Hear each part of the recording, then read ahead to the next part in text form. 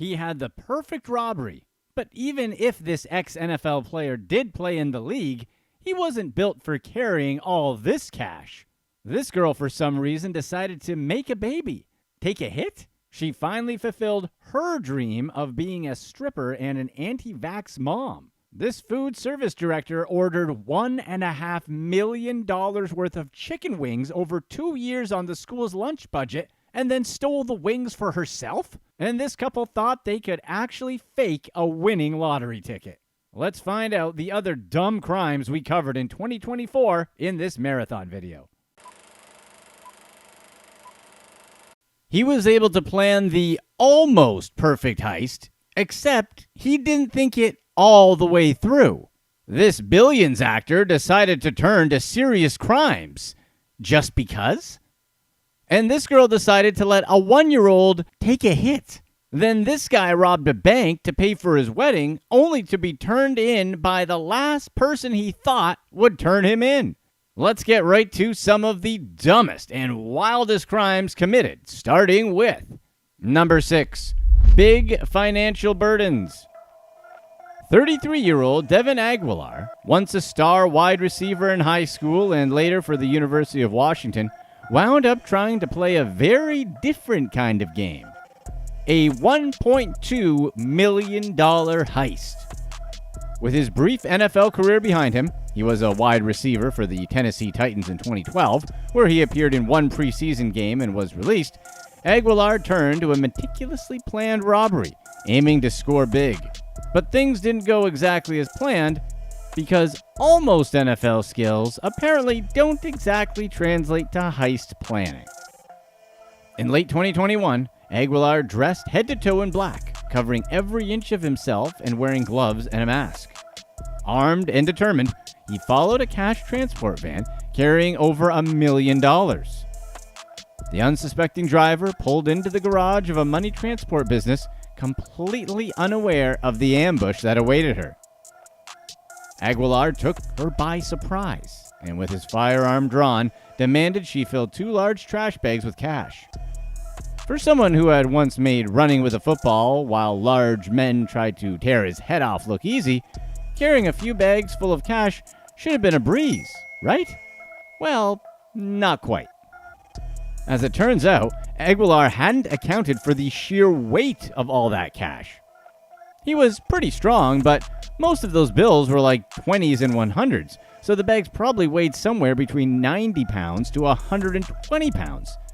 Even just carrying 2 bags weighing that much, let alone trying to make an escape with them, is asking a lot.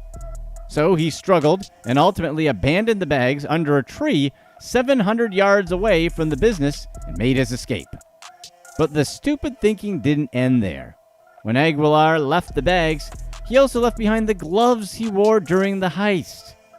Maybe he was confused about what Johnny Cochran said during the OJ trial, that if the gloves didn't fit, then the jury must acquit. Because not only did the gloves fit, but police were able to run a DNA test on the gloves that proved they belonged to him. He might as well have just left the note with all of his socials and his ID card. But the plot thickens, because Aguilar wasn't acting alone.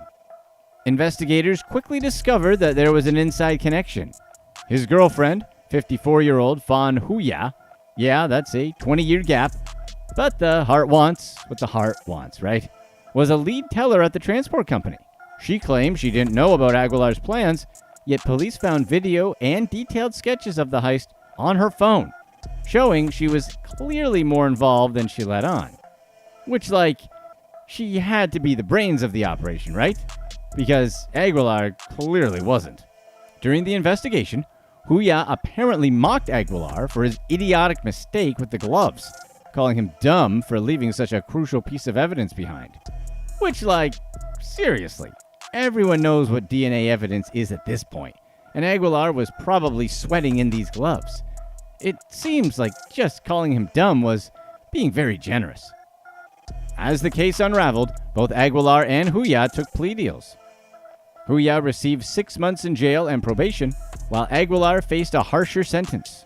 Prosecutors initially requested a long prison term for him, aiming for 15 to 20 years. but the judge settled on just 1 year, and Aguilar was released after serving less than 7 months. A leniency that didn't sit well with either the authorities or the business he attempted to rob.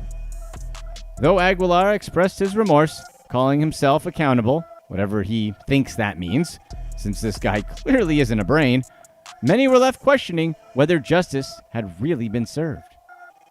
But really, we are quite impressed at his physical skills. Props to him for carrying those heavy bags 700 yards. It's actually really hard to carry trash bags weighing that much that far, and you know those things were awkward and probably swinging while he was trying to run with them. Number 5. Florida priest bites woman because Florida. Father Fidel Rodriguez of St. Cloud, Florida, faced controversy after a Sunday incident where a dispute over Holy Communion escalated in an unexpected way. When an unnamed woman reached out to grab the communion wafer from the ciborium he held, Rodriguez, a priest at St. Thomas Aquinas Church, responded by chomping her hand. And why do such a thing, you may be wondering? Was he hungry? Was he bit by a zombie and the infection finally took over? Was he rabid after playing with an infected possum or something? We know it's Florida, so any of those things are a possibility. But it was none of them. Earlier that day, the woman had apparently attended a service where Father Rodriguez had denied her communion as she seemed unfamiliar with the proper reception guidelines. Instead, he gave her a blessing, encouraging her to first go to confession, which, fair enough, right? If you're going to go to church, they have rules and requirements you're supposed to follow if you want to participate. But when she returned at a later service, the priest again requested her readiness for the sacrament, but this time, she attempted to take the communion wafer directly from the ciborium, which is a sacred vessel used to hold and distribute communion hosts in Christian services. Father Rodriguez, seeing this as an act of disrespect, reacted by biting her hand to protect what he considered sacred. The woman and her companion later reported the incident to police, showing a minor bruise on her arm. According to the police report, while the priest admitted to the bite, he insisted he was simply defending the sanctity of communion, as he believed the woman's actions could desecrate the holy item. The Diocese of Orlando backed Father Rodriguez, acknowledging his intention to protect the sacrament while also clarifying that physical altercations such as biting aren't condoned, which is nice that they're taking a stance on this one. Preschools also have similar stances, but still, it's good that the church was like, yeah, we get it, but he shouldn't have bit the lady. Meanwhile, police referred the case to the state attorney's office for review, though Rodriguez wasn't arrested. Number 4. Keeping notes. Amalia Lillian Helton, who at the time of her crimes was a stay-at-home mother from Southgate, Michigan, got herself nailed with some charges after authorities linked her to a series of bank robberies in the Downriver area.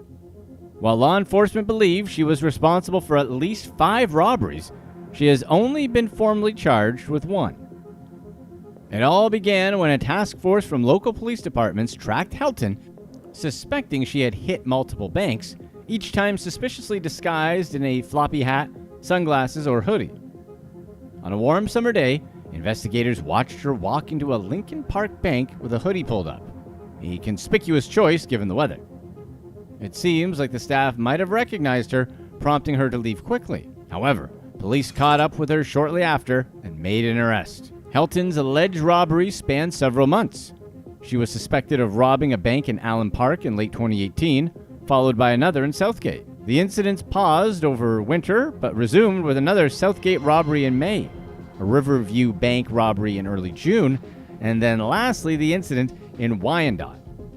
Each time she used a similar approach. No threats, no firearms or anything else, just a simple note demanding cash, which she kept as a keepsake.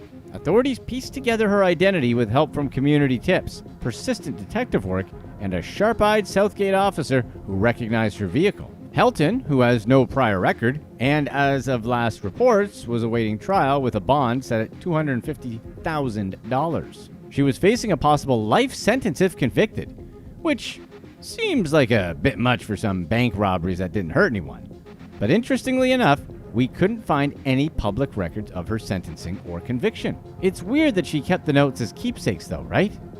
That's definitely a strange type of behavior, Not something you'd see from some slick bank robber in a goofy costume. Number 3. Criminal Acts.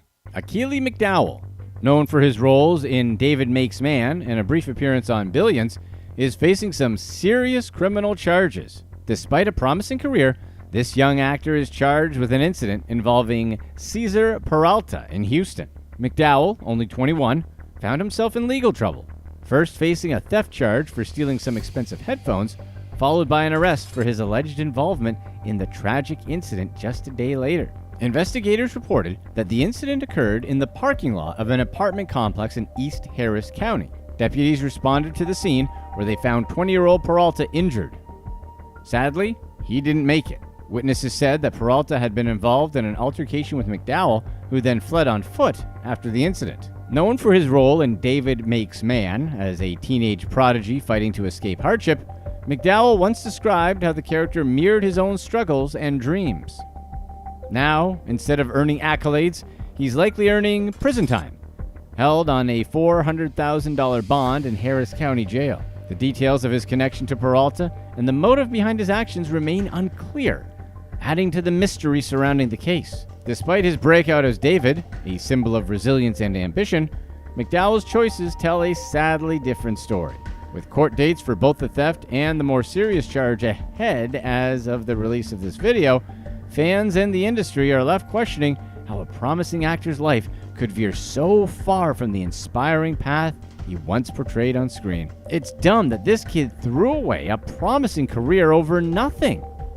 Well, obviously it was over something, but we highly doubt that whatever that something was, it was worth throwing away a potentially lucrative career and obviously someone's actual life. Number 2, not a role model. 17-year-old Naledi Roberts was arrested by the Pinellas County Sheriff's Office in Largo, Florida, after a video surfaced of her holding a lit item we can't name on here to the mouth of a 1-year-old child she was babysitting for a 16-year-old mother. The footage apparently showed the toddler inhaling as the embers glowed before Roberts took a drag herself. Her actions disgusted everyone who saw the video, especially considering how the evidence came to light. Detectives initially responded to allegations, but didn't have direct evidence until they stumbled upon the video. Roberts first admitted to smoking nearby, but denied involving the child until the video confronted her claims. Placing this kind of behavior on video, especially with such serious implications, shows a concerning lack of judgment, which was likely why it ended up catching the attention of the police. We're not totally sure if she was the one who posted the video online, but it seems like she probably did, which makes the whole thing even more outrageous. Like anyone was going to watch that and think she was cool or something.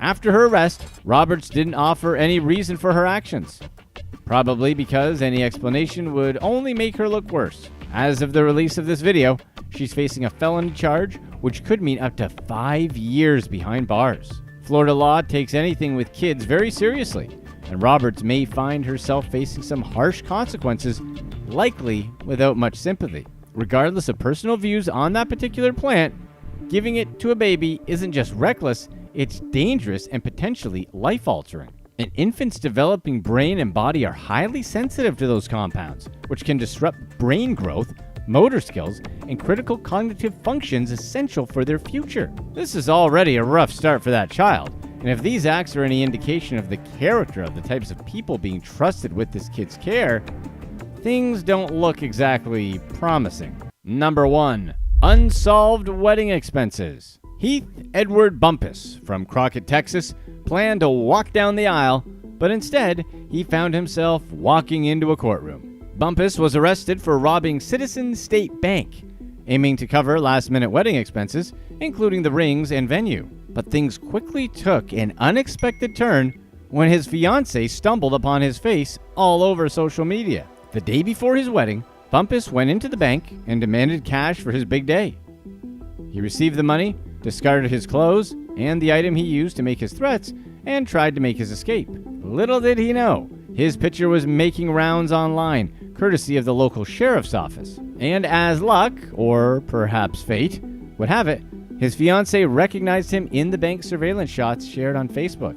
She gave him a call, confirming her suspicions and urging him to turn himself in. Taking her advice, Bumpus went to the Houston County Courthouse, where he confessed. According to authorities, Bumpus told the bank teller he needed the money for his wedding the next day, explaining that finances were tight. Sheriff Woody Wallace, who posted the suspect's photo online, later confirmed that most of the cash was recovered after Bumpus surrendered. The couple's wedding plans were left uncertain, overshadowed by the looming legal consequences. Bumpus faces charges of aggravated robbery, and his case is now heading to a grand jury. The sheriff expressed that the law would handle the situation fully, and for Bumpus, it seems like that his big day might be on hold for a while.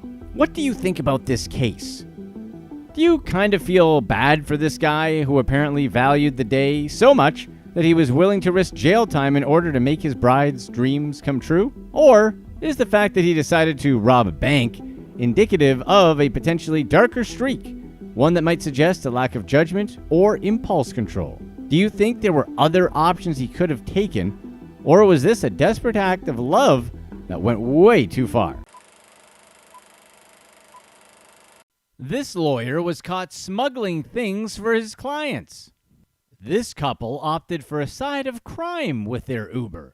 We also have an update on the anti-vax mom who was selling fake vaccination cards. This guy decided to rob a bank to get away from his wife, but instead the judge gave him a punishment worse than jail. And this kid knew exactly what he found and decided to give it to the police. Let's start off with number 6, White Glove Attorney Service. Daniel Dale, an attorney from Mississippi, was charged with smuggling banned items into a Hinds County detention center. Dale allegedly posed as legal counsel for detainees, using this role to sneak in various banned items, including cell phones, tobacco products, and various other prohibited items. During a routine visit, officials caught him with a silver briefcase jam-packed with all his little treats, leading to his arrest, and ultimately exposing a large scheme to provide prohibited items to inmates. When he was arrested, Dale appeared visibly disheveled, wearing a gray suit with his tie loosened and a hilariously anxious expression. He looks like some kind of stock photo of a shady lawyer who just got caught misbehaving. Authorities took this incident seriously, noting that someone in Dale's position is expected to uphold the law and protect the rights of those he represents. By bringing prohibited items into jail, they say he compromised both the safety and the integrity of the detention facility. The situation unraveled as an investigation revealed that Dale wasn't acting alone. He had allegedly conspired with 2 detainees, William Harness Jr. and Marcel Martin, both of whom were held on serious charges. This only makes the fact that Dale was smuggling things to them that much worse. As of the release of this video, needless to say, Dale is facing several charges.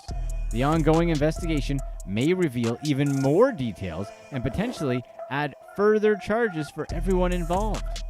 With a $75,000 bond set, Dale's legal journey has only just begun. It makes you wonder what Dale was really getting out of this deal.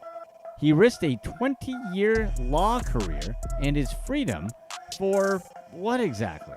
Sure, not every lawyer is rolling in cash, but it's hard to believe he was hurting for money enough to justify something like this. But then again, maybe it was just about the cash. The guy does give off a bit of a strange vibe, doesn't he? He's like a real-life Lionel Hutz. Number 5, The Takeover. Mariah Williams and Manny Diaz-Mas's night began with a typical Uber ride, but it ended with both of them facing serious charges after things went off the rails. What should have been a routine drop-off escalated quickly, leading to accusations of attempted robbery, a dangerous confrontation, and a high-stakes getaway. Williams was taken into custody with her bond set at $35,000, and Diaz-Massa was arrested shortly afterward, leaving everyone asking, how did a simple ride turn into this ordeal? The situation began one late November night in Houston, when the Uber driver, Daniel Tahiri, finished dropping off 4 passengers at their destination. Unexpectedly, one passenger demanded an additional ride to another location. When Tahiri refused, possibly due to Uber's safety guidelines or his own concerns, things quickly took a darker turn. Police say that Diaz-Massa allegedly threatened Tahiri, demanding his keys and phone. When Tahiri refused to comply, things quickly took a turn as a firearm was reportedly discharged. Fortunately, all the rounds missed. None of the suspects managed to take Tahiri's vehicle, and they all fled the scene soon after. After the investigation, both Williams and Diaz-Massa were identified as the primary suspects. Though both suspects are now in custody, as of the release of this video, the legal proceedings are still underway, and no additional information has been made public regarding case outcomes. We're not too sure what the overall plan was here. They were mad that the driver wouldn't take them someplace, so they just started blasting away? They didn't take the car, they didn't rob anyone, they just started popping off rounds in some sort of bizarre tantrum. It seems like it would have been easier to just call another Uber and wait a bit. But hey, that's just us. Number 4. Anti-vaxxer mom update. Jasmine Clifford, a New Jersey resident known online as Anti-Vax Mama, was back in court following a complex scheme where she sold fake COVID-19 vaccination cards. Clifford previously pled guilty, admitting to distributing hundreds of phony CDC cards for $200 each, and even went as far as getting her buyers falsely registered in a New York vaccination database. Living large on the profits, Clifford kept an active presence on social media, showing off a flashy lifestyle in her 5-star Shih Tzu. While managing her underground business, she accepted payments through popular apps such as Cash App and Zelle, capitalizing on those looking for a quick way to get around vaccination requirements. This isn't the first time Clifford's case made headlines. After serving time at Rikers Island, she was released early in 2022, but returned to court to finalize her sentencing. But here's the crazier thing. She legit brought her young children to the courthouse without making alternative arrangements, a move that seemed to delay the procedures even further. We get that sometimes it's difficult to find childcare, and it can definitely be expensive. But seriously, why would she want her children to see her in court? It feels, to us, more like she was trying to use her kids to manipulate the judge, which is wrong on so many levels. The judge in Clifford's case questioned the fairness of her felony charges, pointing out that her non-violent offense received harsher treatment than some more severe cases. So, in an unusual move, her defense team agreed to the prosecution's minimum sentence recommendation of 1 to 3 years, with time already served at Rikers Island to be counted toward her sentence. Since Clifford had already been in jail from her August 2021 arrest until her release in early 2022, the judge ultimately credited this time, so Clifford didn't end up needing to serve additional prison time. We're a bit mixed on this, given that the vaccine was such a controversial topic a few years ago, with strong opinions on both sides. Should she have served more time? Number 3. Escape from home. Lawrence John Ripple from Kansas made headlines when he attempted a bank robbery, not for financial gain, but to get away from his own home. Ripple, 70, entered the Bank of Labor near Kansas City Police Headquarters with a note that read he had a weapon and was demanding cash. But instead of fleeing, he chose to stay in the bank lobby and wait for police, hoping his plan would lead him straight to jail. Ripple's unconventional motivation came after a difficult period in his life. Following a heart bypass surgery in 2015, he battled undiagnosed depression. On the day of the incident, he even wrote the note in front of his wife, blatantly saying that he'd rather be in jail than stay at home with her.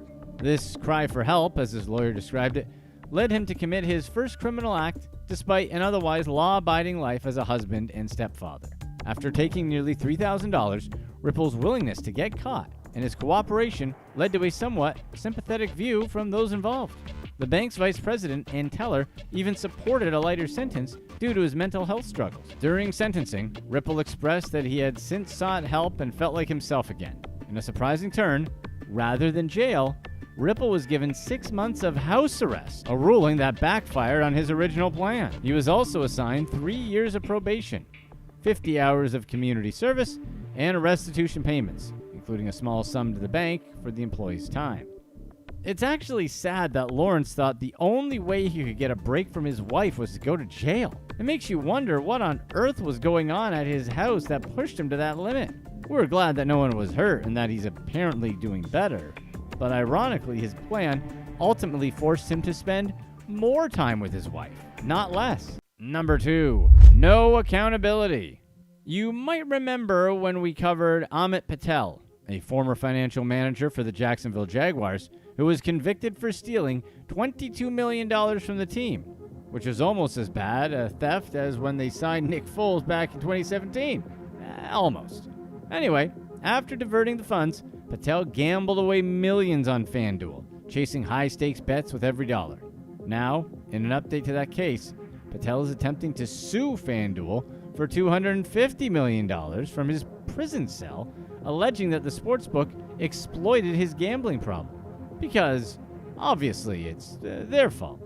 Patel's lawsuit paints a vivid picture of the lengths FanDuel allegedly went to keep him spending.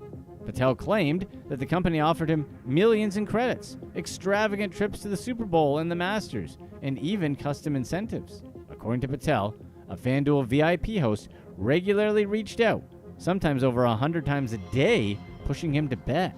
They allegedly offered deals like $60,000 in credits for every $600,000 he deposited, conveniently splitting these credits into smaller payments to bypass team compliance checks. Patel argues that FanDuel's encouragement went beyond the norm, especially considering his status as an NFL team employee, a role prohibiting him from gambling on the league. Patel's attorney claims the suit isn't just about holding him accountable, but also about FanDuel's role in fueling his gambling. They hope this case could set a precedent to deter companies from incentivizing those with gambling issues in the future. While FanDuel has refrained from commenting on the lawsuit, the Jaguars are also seeking restitution, filing a separate case against Patel and requesting FanDuel to cover the losses. As of the release of this video, Patel is still serving his 6.5 years in a South Carolina federal prison. It seems almost absurd that Patel is genuinely trying to pin his lack of self-control on a gambling website. No one forced him to go gamble away millions, much less embezzle from the team. Yet, FanDuel certainly seemed to go above and beyond to keep him spending, raising questions about companies and their advertising methods. FanDuel would likely argue they were merely incentivizing, which is true, but the extent of their involvement feels more like manipulation, doesn't it? This leads to a bigger question. At what point do ads stop being just ads and become direct manipulation, designed to make people act in ways they wouldn't otherwise? When does the line blur between brainwashing and personal responsibility? Number 1, family responsibility.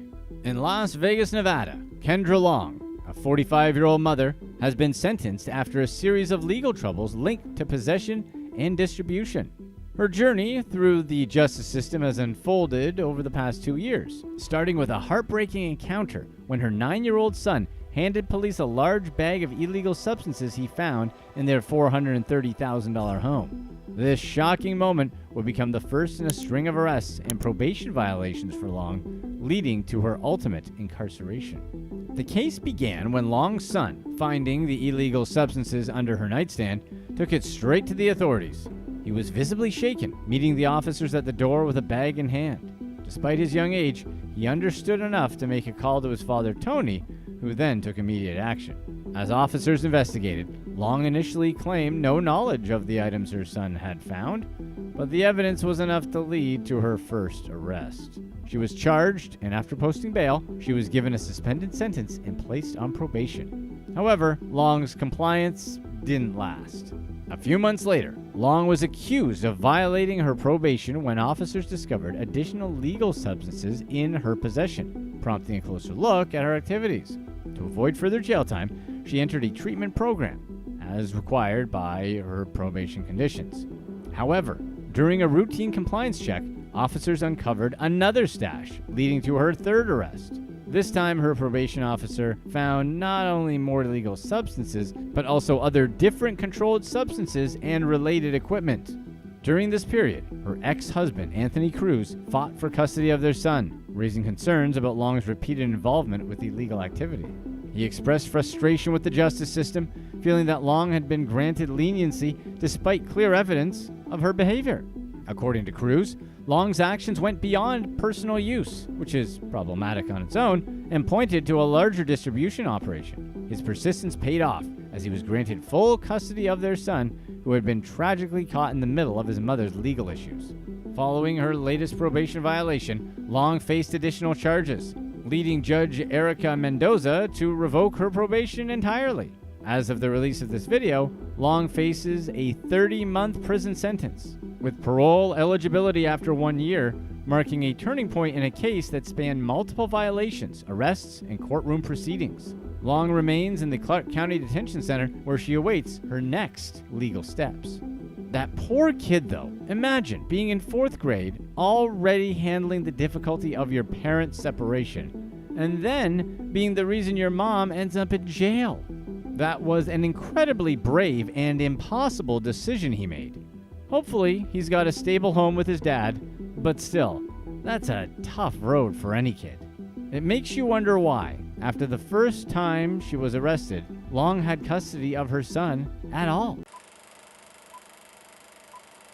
What are a few of the dumbest crimes people will commit, such as this lady and her $1.5 million wing heist? Or what about this Florida lady who called 911 to report her own crime? Or this weather lady who went crazy with her DUI? Let's get started with number 8, this $1.5 million wing heist. Vera Liddell, formerly the food service director at a public elementary and middle school district in Harvey, Illinois, has been sentenced to 9 years in prison for her role in a scheme we previously reported on. Over the course of her time in the district, Liddell masterminded an operation that stole roughly 11,000 cases of chicken wings valued at approximately $1.5 million. These stolen wings were intended for student meal kits during the pandemic's peak, when schools were closed and remote learning was in place. Starting in July of 2020 and continuing until February of 2022, Liddell used her access and authority to mastermind her appetizing theft. Using a school cargo van, she collected the chicken wings herself, ensuring that the students would never benefit from these tasty morsels. Her heist was eventually discovered when a routine audit revealed that food costs had exceeded the budget by an absurd $300,000, with several months still remaining in the school year. The financial discrepancies prompted further investigation, leading to Liddell's arrest and subsequent charges of theft and operating a criminal enterprise in January of 2023. Before her sentencing, Liddell, who had served as the district's food service head for 10 years, entered the guilty plea that got her 9 years. The dumb thing about this case wasn't that she stole over $1 million worth of wings from the school district. It's kind of funny when you hear about it, but she was reselling them, so it wasn't stupid. However, what was stupid was that she took so many wings over one school year that someone was bound to notice. Seriously, she was almost $500,000 over budget before school was even halfway over? Remember, friends, greed gets you caught. Number 7, dialing 911.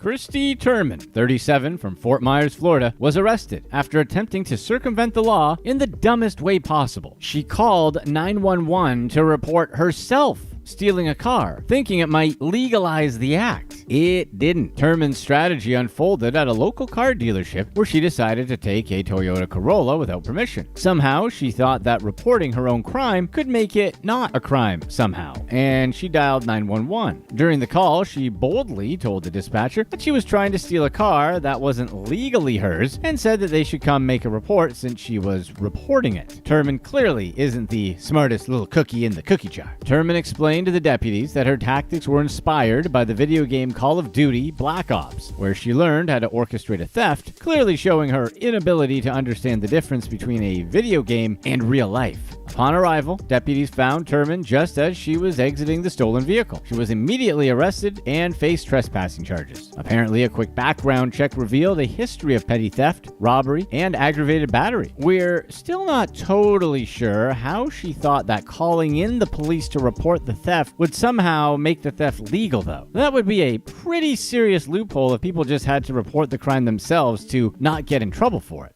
Number 6, Vegas hit and run. Jocelyn Armendariz Martinez from Las Vegas is facing serious charges after a horrible incident. She allegedly drove under the influence, leading to a nearly fatal hit-and-run crash involving a pedestrian. Armendariz Martinez was apparently driving her Audi late one night when a pedestrian crossed her path. The collision was severe, and the pedestrian was urgently taken to the hospital in critical condition. And instead of stopping because she just hit someone, Armendariz Martinez fled the scene. Following the accident, Las Vegas police issued an alert for the damaged Audi. An officer spotted a car matching the description and initiated a stop. Despite the activated emergency lights and air horn, Armendariz Martinez just continued driving until she eventually pulled over. The officer saw the car's front end damage, and upon interacting with Armendariz Martinez, noticed her glassy eyes and the stench of alcohol. She confessed to having been drinking at a downtown bar prior to the incident. Armendariz Martinez admitted her involvement in the crash during her stop with the police. She told the officer she attempted to return to the scene after realizing what happened, but it was too late. Charged with DUI and failing to stop at the scene of an accident, she got herself a court hearing with bail set at $75,000. In our opinion, since these services are so readily available, the penalties for DUI should be even more severe. There's really no excuse for ever drunk driving these days, since services such as Lyft and Uber are readily available, especially in a place like Vegas. As of the release of this video, the victim is still in critical condition, so we're hoping for the best. Number 5. Not a cop. Harry Levern Jr., a 22-year-old from South Carolina, was arrested for impersonating a police officer and speeding. The incident occurred during a traffic stop on Interstate 85 in Coweta County, Georgia. While driving at nearly 100 miles per hour, Levern was stopped by a deputy who detected the odor of a certain smelly plant emanating from his vehicle. After being told that this scent provided probable cause for a search, Levern asserted that he understood the procedure well, claiming to be a deputy himself with the Sumter County Sheriff's Office. His ruse was quickly unraveled when the deputy did the most basic thing literally every officer does when they pull over someone. He used his mobile data terminal in his cruiser to verify Levern's claim. A swift check with Sumter County authorities confirmed that Levern wasn't their employee. Upon this revelation, Levern quickly confessed to his poor attempt at deception. He was then taken into custody and booked into the Coweta County Jail. The dumb thing about this is why Levern would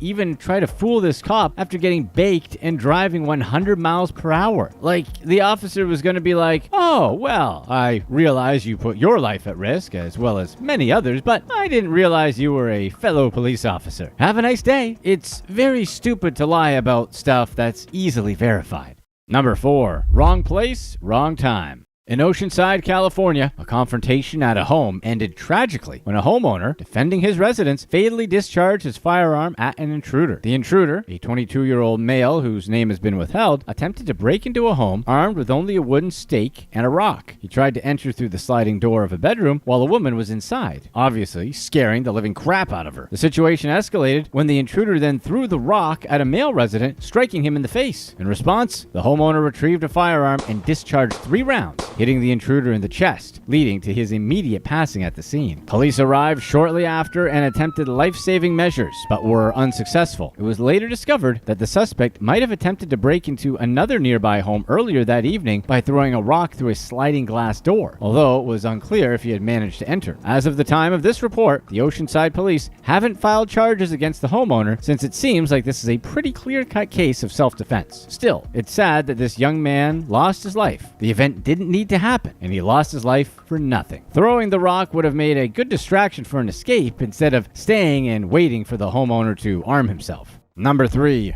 Thieving skydivers. In Brooklyn, New York, a couple faced legal repercussions for an unconventional misuse of stolen financial credentials. Abbas Ibrahim, 21, and Mariam Burks, 19, were charged after using a stolen credit card to fund a skydiving adventure. The duo's skydiving adventure included purchasing a video and photo package, which ultimately contributed to them getting ID'd and arrested. Credit card belonging to an unnamed man from Washington State was used by Ibrahim and Burks to to order 2 tickets for a skydiving experience at Skydive Long Island in New York. Opting for the deluxe package, the couple shelled out $854 because it wasn't like it was their money they were spending anyway, right? They presented a photocopied version of the credit card at the skydiving site using a fabricated phone verification to facilitate the fraudulent transaction. The thrill seekers were filmed during the dive, clearly having fun and talking about how much they love taking risks. This footage proved to be an important piece of evidence for law enforcement. When discrepancies in the payments surfaced weeks later, the skydive company owner alerted the authorities, leading to the swift identification of the suspects through the video evidence. The video and photos from the skydiving experience were then posted online by the police and also sent to various media outlets, which included major news channels. It was through these widespread broadcasts, including on platforms such as ABC News, that the suspects saw themselves and decided to turn themselves in. During their arraignment, arguments for leniency were presented, with Ibrahim's attorney highlighting his client's status as a college student with a promising future and no prior legal issues. Despite these pleas, both Ibrahim and Burks were held on bail, set at $10,000 each, and were hit with charges of identity theft and forgery. The couple's decision to document their illegal skydiving on video was stupid, because why on earth would you ever document yourself committing a crime? Did they really think that the owner of the credit card wasn't going to notice a charge that size, or that no one would think to identify them through photos, video, and the contact information left at the skydiving place? It's funny how they started out skydiving, but ultimately landed in cuffs. Number 2, 159 pounds. Alicia Twarushka and Jacqueline DeSorcy, both 29 from British Columbia, Canada, were sentenced to nearly 2 years in prison for smuggling illegal substances into the UK. In a deal that promised a free vacation, the duo traveled with 4 large suitcases from Canada to Manchester, each packed with the green plant weighing roughly 159 pounds. Their journey began on a spring day and involved a stop in Toronto before reaching their final destination in the UK. But upon their arrival, their luggage drew the attention of Border Force officers, leading to their arrest. Both women, who were described as intelligent and hardworking with stable family backgrounds, admitted to fraudulently evading a prohibition on the importation of the illegal plants. Judge Patrick Field KC said that their actions were a significant lapse in judgment, potentially driven by naivete or vulnerability. The allure of a free vacation in the UK was mentioned as a possible motivator for their dumb decision. During the court proceedings at Manchester Crown Court, it was revealed that DeSorcy, a massage therapist who owned her own business, struggled with mental health issues following a traumatic event. She nearly withdrew from the scheme, but was coerced into continuing by threats, hinting at dangerous consequences. Twarushka's lawyer described her participation as uncharacteristic, also influenced by poor judgment. Looking at this situation, there was no way these two were ever going to make it through customs with that amount of stinky herb. Just the smell alone coming from their bags would be enough to attract attention. Number 1. Forecast DUI. Holly Strano, a long-standing meteorologist at WKYC in Cleveland, Ohio, got herself some legal consequences following a DUI arrest on Thanksgiving of 2023. She has been an icon of resilience and mental health advocacy, cherished by viewers for her spirited presence and openness about personal struggles. On the evening of November 23, 2023, Strano's vehicle was seen driving at speeds exceeding 70 miles per hour in a 35 mile per hour zone near Akron and Cuyahoga Falls, Ohio. Her SUV ultimately veered off the road, leading to a crash. Responding officers noted signs of intoxication, and sobriety tests revealed a blood alcohol content of 0.244, 3 times the legal limit. Strano was charged with operating a vehicle impaired, among other traffic violations. Following the incident, WKYC withheld comments, saying the incident was a personnel matter. Strano faced charges in Cuyahoga Falls Mayor's Court, where she was fined $375 and sentenced to a driver intervention program, avoiding incarceration. Her driving privileges were suspended for a year, with allowances for necessary work-related travel. Strano's first public comments came via social media, where she expressed profound remorse and shared insights into her personal reflections and the start of her sobriety journey. She said that the incident was a pivotal moment in her life, forcing her to confront and address her mistakes. Her candid acknowledgement of the need for change and healing resonated with her audience, who extended support during her difficult times. In early 2023, 2024, Strano continued to share her progress in embracing sobriety and the impact of community support on her recovery. Her story really shows the challenges of public figures facing personal crisis and the potential for personal growth and redemption. It's already stupid to drive drunk, and as we've said before, in this day and age, there's no reason for it. It's even worse to drive drunk and be famous, much like Holly Strano, since even low-level celebrities have so much more to lose. That said, it seems like Strano is sincere in her efforts to recover, and dealing with serious personal issues is already pretty tough. So, credit to her for dealing with them in a very public way.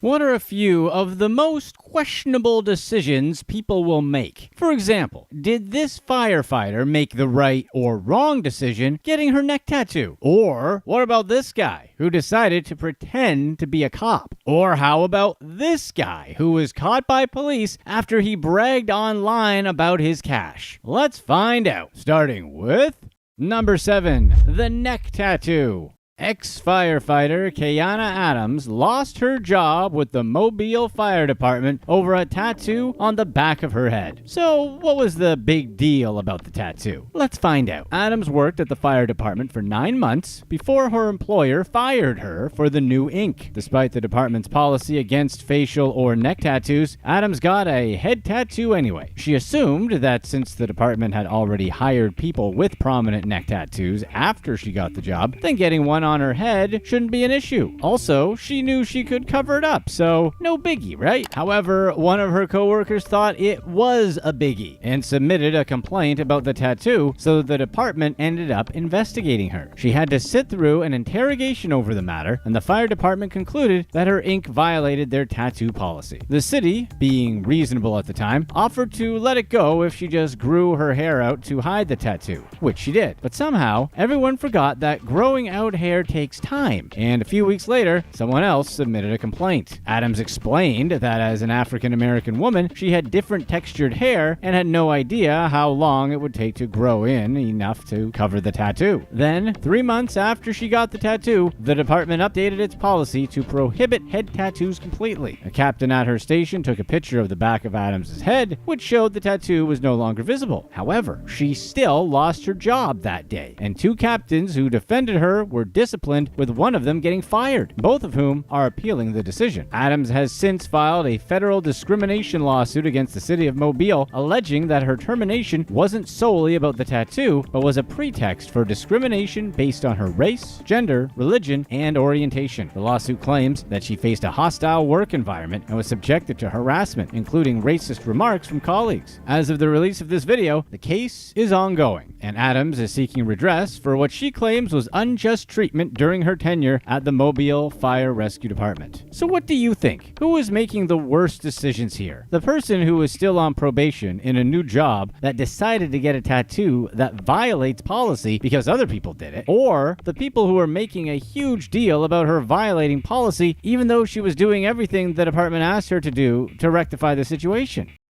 Number 6. Play cop.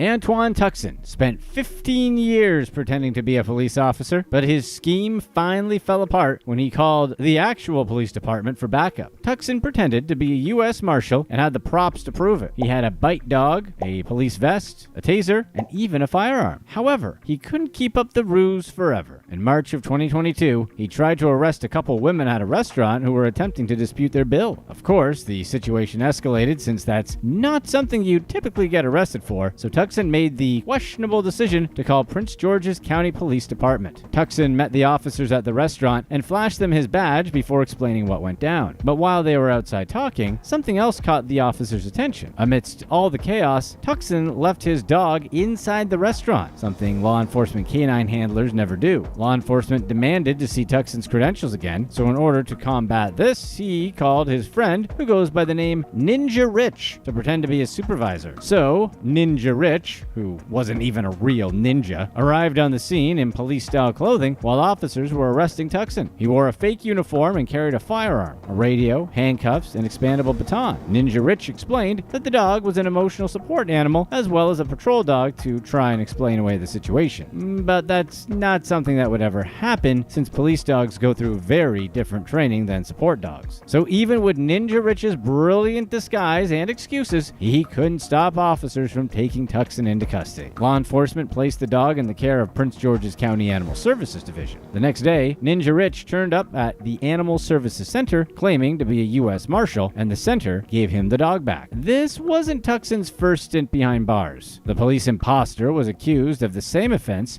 3 times before. Back in 2018, he involved himself in a robbery by claiming to be a U.S. Marshal to the victim and responding officers. He was also arrested multiple times between 2005 and 2009 for receiving stolen property. Over the years, he was also convicted for carrying a firearm without a license and for first-degree theft. Upon his arrest, federal officers discovered he had equipped his car with police-style blue and red flashing lights and also carried a fake ID card. Tucson was ultimately sentenced in July of 2023 to 37 months in federal prison. Seriously, did Tucson really think he was going to fool actual cops? Like, it seems incredibly obvious that an actual police officer would never just leave a trained police dog anywhere. And then even trying to get your buddy to help you and double down on the authenticity was really stupid. Number 5. The convenient excuse. Businessman Lester Hui refused to pay back hundreds of thousands of dollars to a London casino as he claimed he was too drunk to gamble. According to Hui, he had to drink a shot of firewater Mau Tai liquor after losing a drinking game. The alcohol was 65% proof, and by the early hours of the morning, he had at least 4 shots of it, although some reports claim it was closer to 10. In Hui's version of events, Chris de Lima, the casino's vice president of international marketing, provided the dice and ordered a bottle of Mau Tai to the table before playing the drinking game. However, de Lima dismissed Hui's claims and argued that Hui was sober enough to make his own decisions, saying that Hui even drove himself home at the end of the night. But Hui refused to back down, claiming that he was so intoxicated they shouldn't have allowed him to gamble. The casino, Aspinall's Club, whose clients included royalty and celebrities and was only open to exclusive members, of course denied the allegations and demanded Hui pay back his $775,000 in losses. Hui allegedly drank 3.5 bottles of wine or champagne that evening, as well as the shots. He signed 5 pledges for gambling credits throughout this time at the casino. Ultimately, Hui lost $775,000 and handed the casino a blank check for the payout, but it bounced a week later, prompting Aspinall's Club to sue him. Both sides refused to back down in court, with Hui doubling down on his accusations of the casino letting him get too drunk to make informed decisions and the casino denying his claims. So the question here is, was this a dumb strategy or a smart strategy? On one hand, being clearly intoxicated makes it easy for Hui to claim he wasn't able to make any rational decisions and therefore shouldn't have been allowed to gamble. On the other hand, the casino is likely well prepared for people claiming that they were way too drunk to gamble to get out of paying debts, and there would be plenty of video evidence to show exactly how intoxicated he was. Ultimately, the court ruled against Hui, finding that his claim of being too intoxicated to be responsible for his gambling decisions was unconvincing, which is pretty much what we would have guessed. Number 4. The conniving clerk. A security camera captured a gas station clerk, Meet Patel, stealing a $1 million lottery ticket from an unsuspecting customer. The unnamed customer, who was apparently very lucky, bought 2 scratch-off tickets that day, one worth $40 and the other worth $1 million. After scratching off the barcode, the customer asked Patel to check and see if the tickets were winners. Store video showed Patel lying that the $1 million had nothing on it. He then took the ticket and placed it in the trash until the customer left the store. Then he took it and put it in his pocket, real smooth-like. The store footage then showed him celebrating winning the $1 million. However, for earnings higher than $200,000, winners had to collect their winnings at the Tennessee Lottery's Nashville headquarters. So when Patel tried to claim the prize, employees were suspicious and refused to give him the ticket. Upon further investigation, they discovered that he had stolen it from the rightful winner. So the organization tracked down the unknowing customer to tell him he had won $1 million. Patel was arrested for theft and held on a $100,000 bond. Number 3. Credible threats.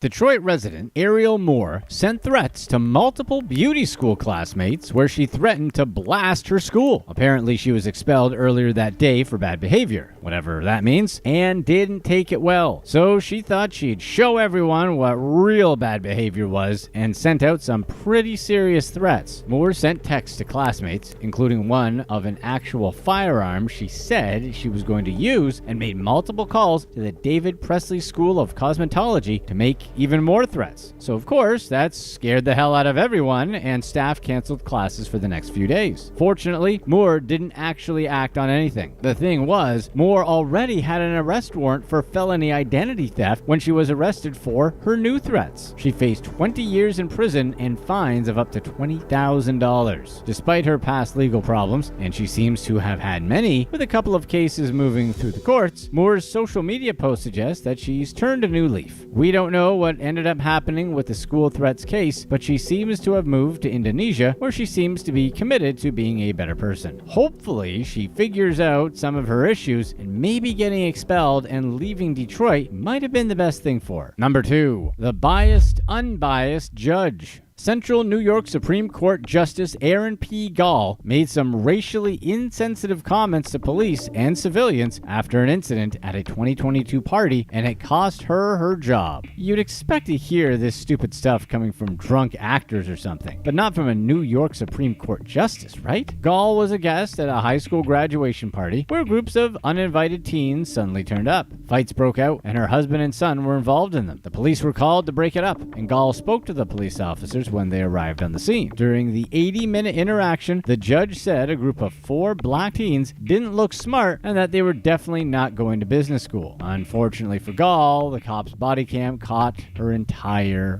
rant. The New York State Commission on Judicial Conduct ruled that she demonstrated racial bias. Gall disagreed and argued that, despite her comments, she should stay at her post because she didn't actually have a racial bias. But she also repeatedly invoked her position as a judge when she was talking to the police and said she would always side with them, which shows more bias, right? She was apparently trying to get the police to arrest whomever she felt needed to be arrested and tried to use her position to influence their decisions. However, the commission made her watch back the body cam footage, and she desperately hung on to any details that would get her out of trouble. She said she never referred specifically to the black males and testified that she wasn't racist and didn't see color. She also acknowledged that she shouldn't have brought up her status as a judge, but added that everyone there already knew who she was anyway, which also doesn't make sense because if everyone knew who she was, then why would she need to keep talking about it? Really, why bring it up at all? Despite her unsuccessful attempts to walk back her comments, the commission suspended her without pay. It seems like Justice Gall should have just kept her mouth shut and let the police do their job, doesn't it? It's common knowledge that pretty much all cops have body cameras these days for the protection of everyone, so for her to start blabbing about her opinions, racial or not, was quite dumb. And as a judge, you'd think that she'd never want to show any kind of bias anyway. Number 1. Flexing gone wrong. Cops arrested 3 London gangsters after they snapped photos with wads of cash from selling illegal substances around the UK. Why criminals insist on posting this stuff online, we'll never understand. Carl Newell, who thought his messages were encrypted, bragged about his deals on wheels while posing for pictures with rolls of cash and illicit substances. He used the EncroChat platform, which was sort of a WhatsApp-type messenger that was used like crazy by criminals, to give out personal details and share ads for his nose beers. Newell and his cronies, Jack Bayless and Indrik Kokoni, bragged on Facebook about the quality and amount of their product, which made it easy for police officers to track them down. Bayless and Kokoni were arrested in August 2020. Newell was a bit harder to catch. He fled to Spain when his buddies were arrested. 4 months later, he was arrested and extradited back to the UK. EncroChat has since been dismantled as it was infiltrated by law enforcement back in 2020, leading to thousands of arrests.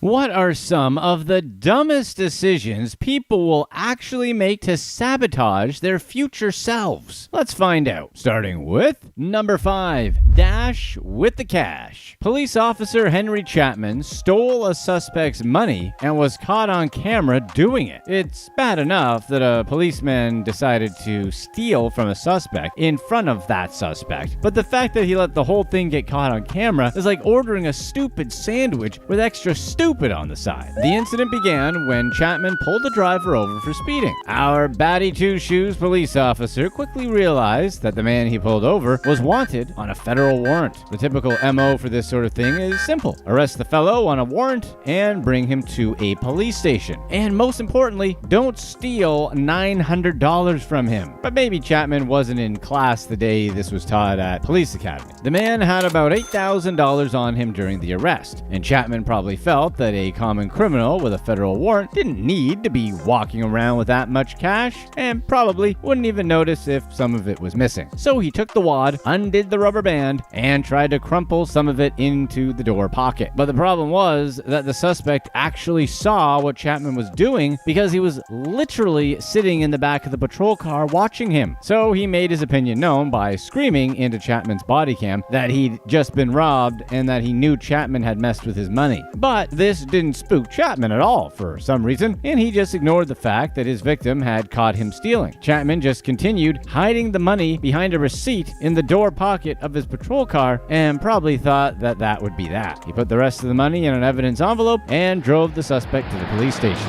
Immediately after he arrived at the station, the suspect started telling anyone who would listen that Chapman had stolen from him. He also told the rest of the cops that he knew exactly where the money was in the cop car. Chapman, of course, denied all of this and said that the suspect was lying, but the suspect was making such a fuss about it that they decided to just search to shut him up. And what they found shut them up instead. Right inside Chapman's vehicle, behind some receipts in the car door pocket, the police found $900. The suspect was vindicated, and Chapman had nothing to say. At first, he said he had no idea how the money found its way there. Later, as his firearm was being taken away by other officers, Chapman said that it was just, one of those things. Thankfully, the police don't think that stealing is just one of those things. It's actually, specifically, a criminal thing. Chapman was immediately put on administrative leave pending the results of an investigation into his conduct, and he resigned from the force the next day. The internal investigation found that Chapman had violated the police's body camera policy by turning off his camera after he stole the money, which seems a little late, but whatever. At the time of this video, Chapman has been charged with embezzlement and is awaiting his arraignment. The arrogance of this guy is unbelievable, isn't it? How is he going to steal from some guy in front of him on camera and think he was going to get away with it? Like, the guy was going to be like, yeah, help yourself, dude. Can you loosen these cuffs, though? The good thing about this story is that they caught a dude with a warrant and another dirty cop is no longer on the force. So that's sort of a win-win, right?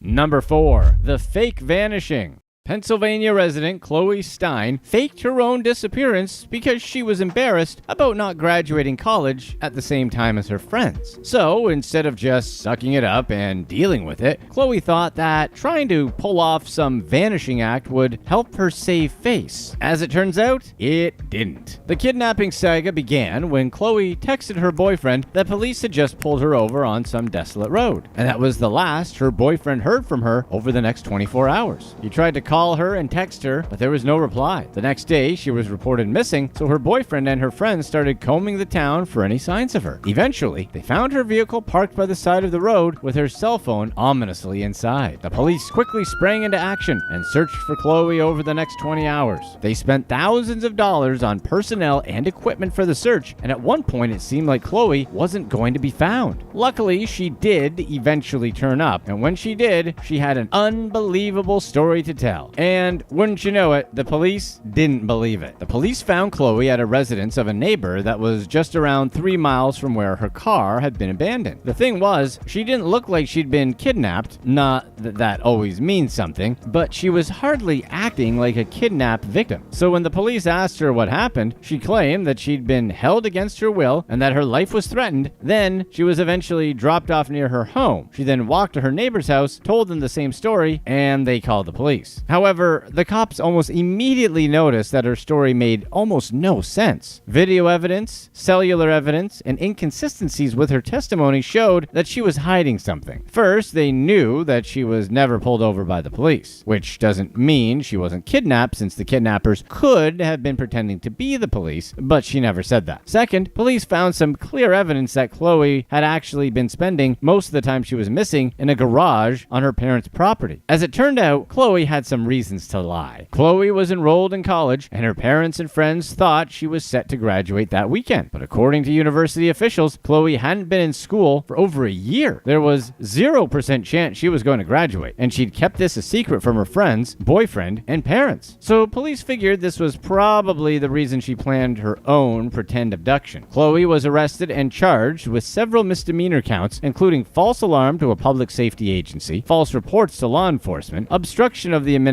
of law, and disorderly conduct. After admitting to faking her abduction story, she was released on $25,000 unsecured bail. It's pretty clear that Chloe has some pretty bad anxiety, so it's understandable that she made some pretty dumb decisions as a result. Not that we're approving of it, but we're saying we get it. Going to college before you're ready, or suddenly realizing that you're in over your head, or not doing that well, can be a lot to deal with for many people. But we all have to be accountable for our actions at the end of the day, even if those actions were because of stressful situations.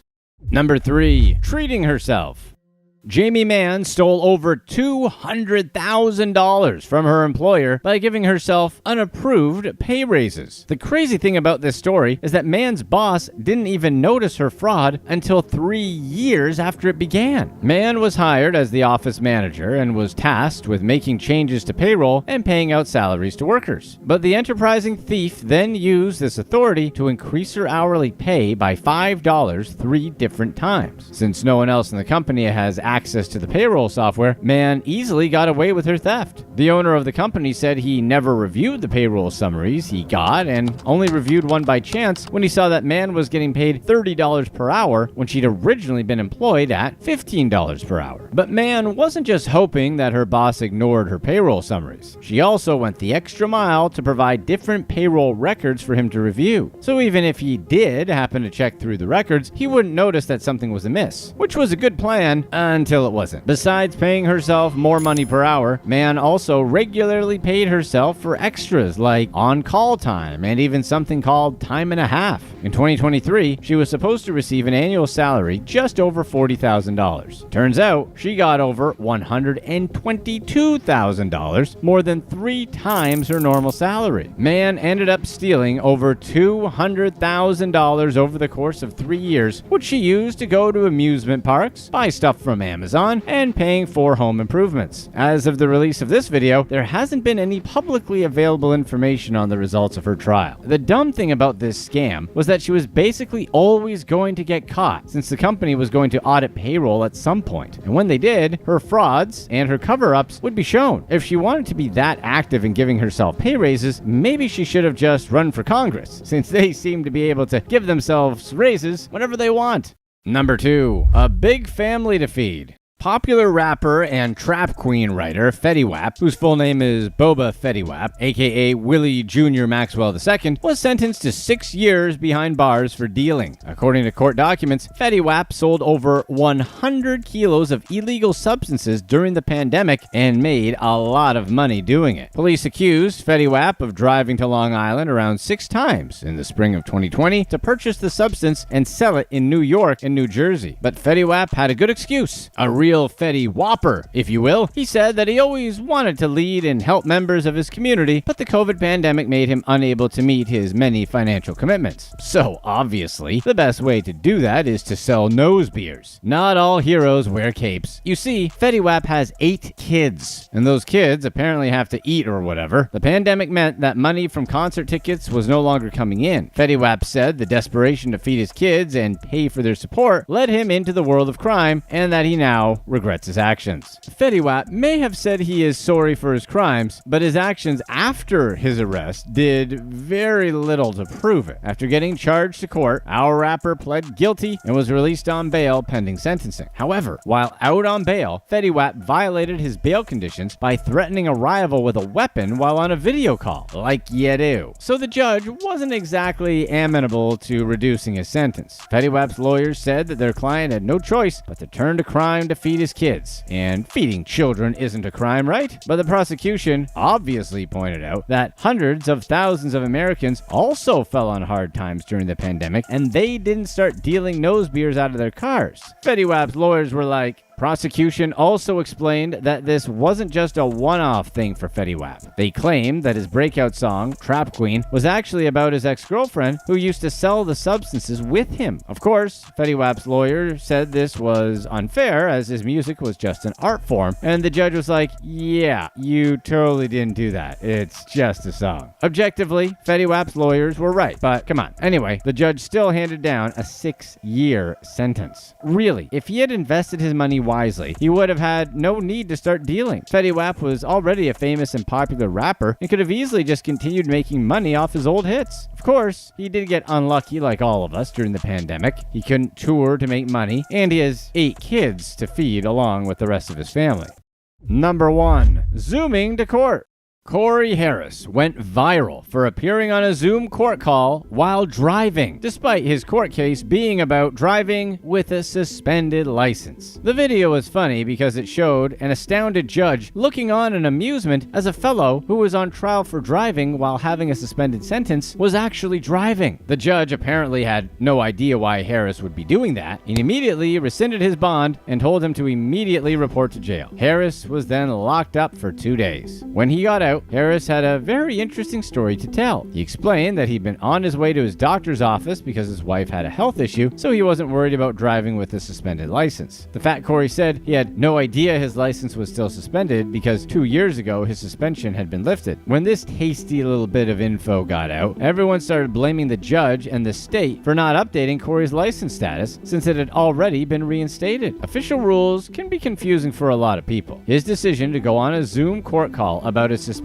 license while driving seemed really stupid at first, but really, it's an understandable oversight since he thought he could have driven, especially when it's a medical emergency. Oh wait, that would have been the ending to this story if not for this extra fact. Corey never had a driver's license to begin with. Another twist! The next time Corey appeared in court, the judge explained there were 2 reasons his suspended license order hadn't been rescinded. First, after the order was rescinded, Corey had 10 days to submit a form to the court to finalize the process. If the form wasn't submitted within 10 days, the rescind order would expire and the suspended license order would remain in effect. For some reason, Corey didn't submit this form, so he couldn't have his license back. But the bigger reason Corey wasn't eligible to drive was that he'd never even had a driver's license in the first place. So how can someone who's never applied for a driver's license get his license suspended? That seems like getting fired from a job you never had. But as it turns out, in Michigan, where Harris lived, when your license is suspended, what's actually suspended are your driving privileges. So even if you don't have a driver's license, your license can be suspended. And in fact, having your license suspended is a common punishment for driving without a license. When the state rescinds your driving license, it means you now have the right to try and apply for a driver's license that allows you to drive. Corey has since submitted the necessary forms and his license suspension has now been rescinded. But that doesn't mean he can now drive. It only means that he can now apply for a driver's license by writing the written exam and completing a driving test. And Harris should have been fully aware of all of this. Making his decision to go on a Zoom court call while driving was very stupid, especially knowing driving without a license. Come on, he had to have known that. We all have to be accountable for ourselves at the end of the day. We can't play dumb through life.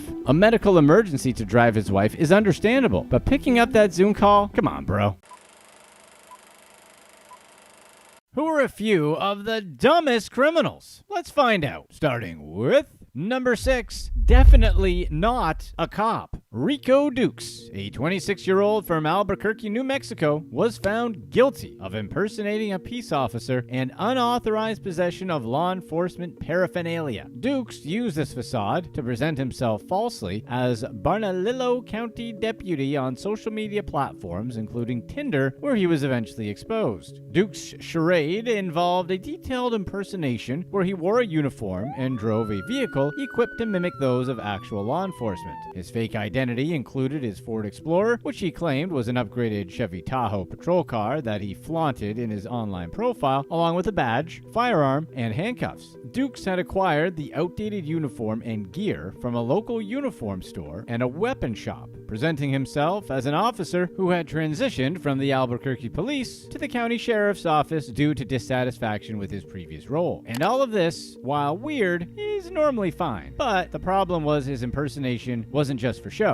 Dukes thought he could enhance his social standing and attract women, showing off his lifestyle and the perks of what appeared to be a legitimate position in law enforcement. He was actually so into it that he'd make regular visits to his old high school to try to impress everyone, which we're not sure if that's more sad or pathetic. Dukes was finally exposed after a Bernalillo County employee, whom he had matched with on Tinder, smelled the stinky smell of BS and contacted the sheriff's office. A detective then posed as the woman online to verify Dukes' story, leading to his arrest during a planned meetup. At his sentencing, the judge and prosecution talked about how really dangerous it was for Dukes to pretend to be a cop, noting the risk to public safety and the misuse of the trust typically accorded to law enforcement officers. He was sentenced to a deferred sentence of 2.5 years of supervised probation. It was really stupid of Dukes to just assume no one would ever bother checking into his law enforcement claims, especially on a platform as widely used as Tinder. All it took was one phone call by a possible date to blow the whole thing wide open. And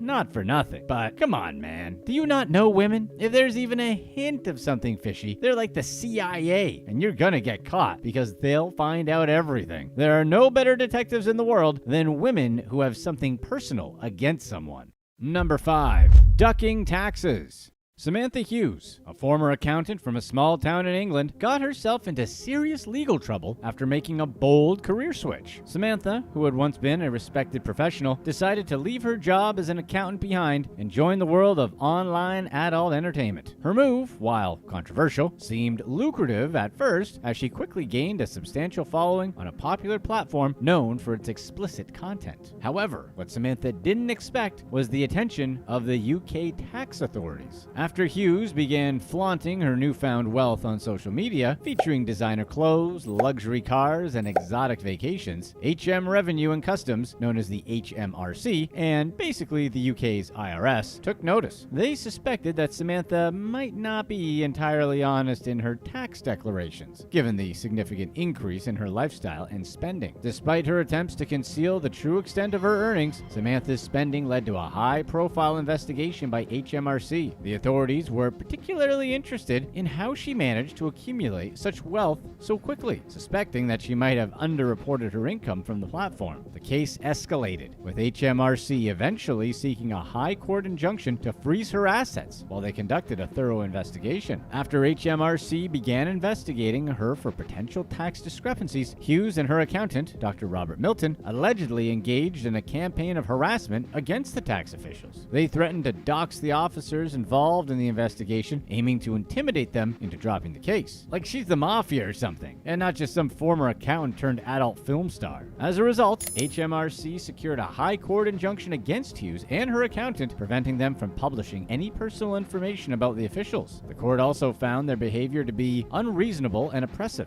This injunction was intended to protect the safety and privacy of the HMRC officers while the tax investigation continued. Samantha's legal team fought hard to keep her finances private, ironically arguing that the case was an invasion of her personal life. Yet, the court sided with HMRC, explaining that the public had a right to know when someone is potentially evading taxes. This decision not only put Samantha's finances under scrutiny, but also exposed her personal and professional life to public judgment, which is what she deserved, considering that's what she tried to pull with them. Of course, Hughes was stupid for even attempting this, since she should have known how tax evasion works anyway, let alone thinking she could intimidate anyone. Like seriously, she must not have been very good at her old job to even get caught hiding her income, right? Number 4. Grand Theft Auto. Camper. In Colorado, a thief named David Bradley Metz decided to steal a truck in the middle of the night. But the problem was, Metz stole the truck not realizing it was towing a camper with a sleeping couple and their dog inside. The couple, understandably startled by the unexpected movement, quietly called the police while remaining hidden. Authorities quickly located the stolen vehicle around 3 a.m. and attempted to pull Metz over. But instead of stopping, Metz decided to make a run for it, leading them on a brief chase that ended on a dead-end street. Once cornered, Metz was arrested on the spot. And really, how far did he think he was going to get towing a camper anyway? It sounds like one of those doing something just to do it type of things, doesn't it? When confronted by the police, Metz insisted he was just test driving the truck, because everyone knows that the best time to test drive a truck is when it's towing something and it's after midnight. But for some reason, the officers weren't buying this totally reasonable explanation, especially after finding out that the vehicle's owners were in the back of the camper during the entire ordeal. Body cam footage captured the surreal exchange, showing the couple shaken but unharmed as they came out. Police reported there was no significant damage to either the truck or the camper. However, Metz, who had a history of motor vehicle thefts, faced multiple charges, including second-degree motor vehicle theft, reckless endangerment, and vehicular eluding. So this incident just added to his growing list of criminal activities, which already included 3 prior arrests for similar crimes. And really, if he was going to steal a truck, he should probably have picked one that wasn't already towing something. But maybe he wanted to steal the truck and the camper because he needed a vacation or something, and this seemed like the best way to make that happen. But he still probably should have checked to see if there was anyone in the camper first, since people do tend to sleep in those things. But that's just our opinion, and we could be wrong.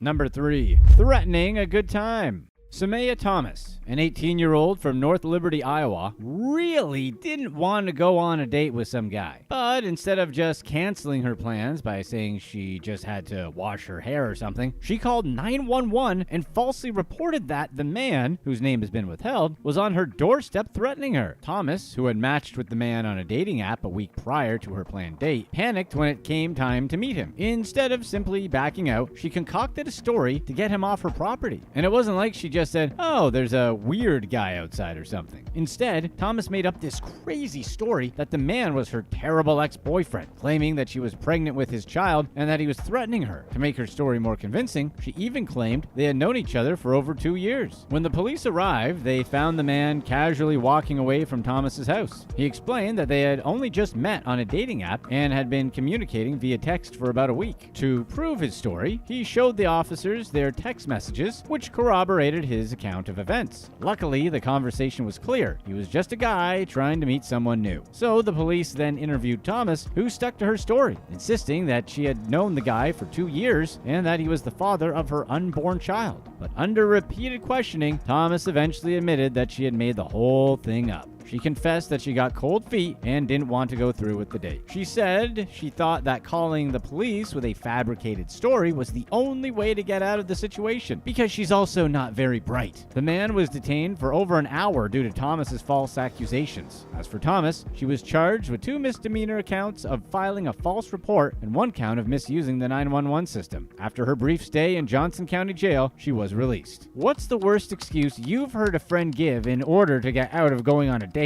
Let us know in the comments below. Number 2. The Homecoming Dance. Lydia Johnson, a Spanish and math teacher from Macomb Township, Michigan, was charged with embezzling money from her own school. As a teacher at Dakota High School, she held a position of trust as the student activity coordinator, managing funds for student activities, including the highly anticipated homecoming dance. But instead of safeguarding these funds, Johnson was funneling them into her gambling habits. Over the course of her time as the student activity coordinator, Johnson was responsible for collecting money from ticket sales and fees for various student events. In one instance, the homecoming dance alone brought in nearly $30,000. However, only $11,000 of that was ever deposited into the school's account. The remaining funds were suspiciously unaccounted for. An internal investigation later revealed that Johnson had made multiple deposits into her personal bank account, amounts far exceeding her teacher's salary. Further investigation revealed that Johnson had a penchant for gambling, specifically on penny slots at the MGM Grand Detroit casino. In 2016 alone, records showed she had spent over $90,000 at the casino, a figure that raised even more red flags. The thing was, she didn't even try to cover her tracks. Empty cash deposit envelopes from the homecoming dance were found alongside casino receipts in her classroom of all places, pretty much telling everyone where the missing money had gone. When the discrepancies were discovered, the school district acted quickly, placing Johnson on administrative leave and contacting the authorities. The investigation led to her arraignment on charges of embezzlement, with the potential of facing up to 10 years in prison. In court, Johnson pleaded no contest to a lesser charge of embezzlement of amounts between $200 and $1,000, a misdemeanor that carries a maximum penalty of 1 year in jail. She was ordered to repay $30,000 to the Chippewa Valley School District, placed on probation for 2 years, and required to seek treatment for her gambling problem. The dumb thing about this is that there was basically no way she wasn't going to get caught. There were too many people who would notice large amounts of student funds missing, so it was just a matter of time before someone was going to start asking questions. That was already not the best situation, but then to make large cash deposits in her personal bank account and literally leave evidence in her classroom of all places is next level stupid. Number 1. Sukihana gets arrested. Destiny Lynette Henderson, better known by her stage name Sukihana, got herself mixed up in some pretty serious legal trouble. The 32-year-old television personality and rapper, originally from Delaware, was arrested in North Lauderdale, Florida, on charges related to the possession and intended sale of illegal substances. Sukihana, known for her bright orange hair and prominent face tattoos, was taken into custody with a grin on her face, which she flashed during her mugshot. Sukihana, who gained fame as a cast member on VH1's Love and Hip Hop Miami in 2020, was held on a $7,500 bond after being charged with possession with intent to sell. Law enforcement in Broward County apprehended her, but details surrounding her arrest remain scarce at the time of this video. The charges against her could lead to significant legal consequences if proven in court. Before her arrest, Sukihana was well known in the entertainment world, not just for her television appearances, but also for her music career. She made waves with her mixtape, Wolf P, and hit songs such as Hood Rats and Born by the River, which featured collaborations with fellow rapper Sexy Red. With over 600,000 monthly listeners on Spotify, Sukihana's influence in the music industry was evident, even as her controversial persona attracted both fans and critics. This wasn't Sukihana's first encounter with controversy. Just a year before her arrest, she was involved in a music video shoot with Sexy Red's single Shake Ya Dreads, where a tragic incident occurred. Firearms were discharged at a gas station, taking someone's life, though Sukihana wasn't implicated in the event. Despite her legal woes and strange interviews, such as her viral appearance on the Really Good podcast, Sukihana continued to maintain a strong, if not polarizing, presence in the entertainment industry. As of the release of this video, Sukihana has since been released from custody and has spoken out publicly about her charges. Of course, she denies the allegations, claiming that she neither uses nor sells illegal substances, which is a tough sell since police found enough illegal substances to hit her with intent to distribute charges. She also mentioned that for some reason, she thinks that the charges against her will be dropped because of a lack of probable cause. Apparently, she also thinks of herself as a bit of a lawyer. In addition to addressing the charges, Sukihana has used the situation to her advantage by launching merchandise featuring her mugshot, with slogans such as "Good Cat Gone Bad." What's stupid about the whole thing is that she's low-level famous, so she's most likely not broke, meaning there's pretty much zero reason for her to be selling anything illegal. And if she is broke, being on a popular reality show means she made the wrong moves in not monetizing her low-level fame. Basically, she made really dumb decisions. What are some of the dumbest crimes people will actually do? These people need some help making decisions. Let's find out. Starting with number 5, necessary medications. Kentrell Gaulden, also known by his rapper name NBA Youngboy, was in the spotlight again for all the wrong reasons. From his home in Huntsville, Utah, where he had been under house arrest for some federal firearms charges, Gaulden was allegedly running a fraudulent prescription ring. Authorities in Cache County, Utah, had been investigating a scheme involving fraudulent prescriptions. Gaulden's scheme involved calling in fake prescriptions using the names of real real doctors and then having his boys pick them up with fake IDs. The investigation linked Galden to this operation after a pharmacist noticed some red flags in the prescription requests. Galden's troubles with the law began long before this latest scandal. Known for his hit albums and turbulent lifestyle, he had a history of doing a lot of stupid things. Let's just say he has a long rap sheet of bad behavior. Galden's legal team proposed an elaborate plan to keep him out of jail, which included building a recording studio at his Utah home and hiring a security firm to babysit the property. But despite their efforts, the judge wasn't convinced that Galden could be safely released on bond on account of his history of illegal and dangerous behavior. But in an attempt to show that he could reform, Galden had already bought a home in northern Utah, hoping to stay close to a childhood mentor who had been a positive influence in his life. His attorneys argued that living with this support network would keep him out of trouble, but the prosecutors were like, this guy already can't stay out of trouble while being watched, so having a security patrol that he hired isn't going to work, which is a pretty valid point. But after further legal arguments and assurances about the security measures and support network in place, which apparently didn't include his personal security force, he was eventually granted strict house arrest in Utah. It's absurd that the judge was willing to go along with this, considering any other average person would have been laughed all the way back to their cell. But whatever. In early 2024, while Galden was under house arrest, he managed to get busted for his role in the prescription fraud ring, surprising no one. The Cache County Sheriff's Office charged him with 63 counts, including identity fraud, forgery, and possession of a dangerous weapon. Galden's involvement was apparent when his vehicle was linked to the fraudulent activities, leading to a search of his home where more illegal items were found. The investigation revealed a well-organized operation. Galden's friends would call in prescriptions, often using fake southern accents, which they probably thought were just so clever, and attempted to pass themselves off as doctors, requesting medications many rappers love to take recreationally. Red flags were raised by pharmacists who noticed incorrect medical terminology and unusual prescription requests, and eventually led to Galden getting busted. Despite his ongoing legal battles, Galden continued to produce chart-topping albums. His success in the music industry contrasted sharply with his needlessly chaotic personal life. The case against him, dubbed Operation Never Free Again by the FBI, kind of let you know exactly how tired of this guy everyone was, especially with the amount of concessions the judge allowed. So this time, prosecutors weren't budging from their stance that Galden's pattern of behavior made him a threat to the community. Even with a proposed security team and a home recording studio, they argued that no conditions could guarantee safety. As of the release of this video, Galden is somehow still under house arrest in Utah while awaiting trial. He was nominated for a Grammy, so while we're not particularly fans of his music, he clearly has talent. But why do a crime like this to jeopardize his freedom? Yeah, being on house arrest must be really boring, so we can at least understand why he'd want to have some fun with some of the meds he chooses. But he's gonna do a crime like this, he needs to choose people who don't have rocks for brains to help execute. Number 4. Emergency moving.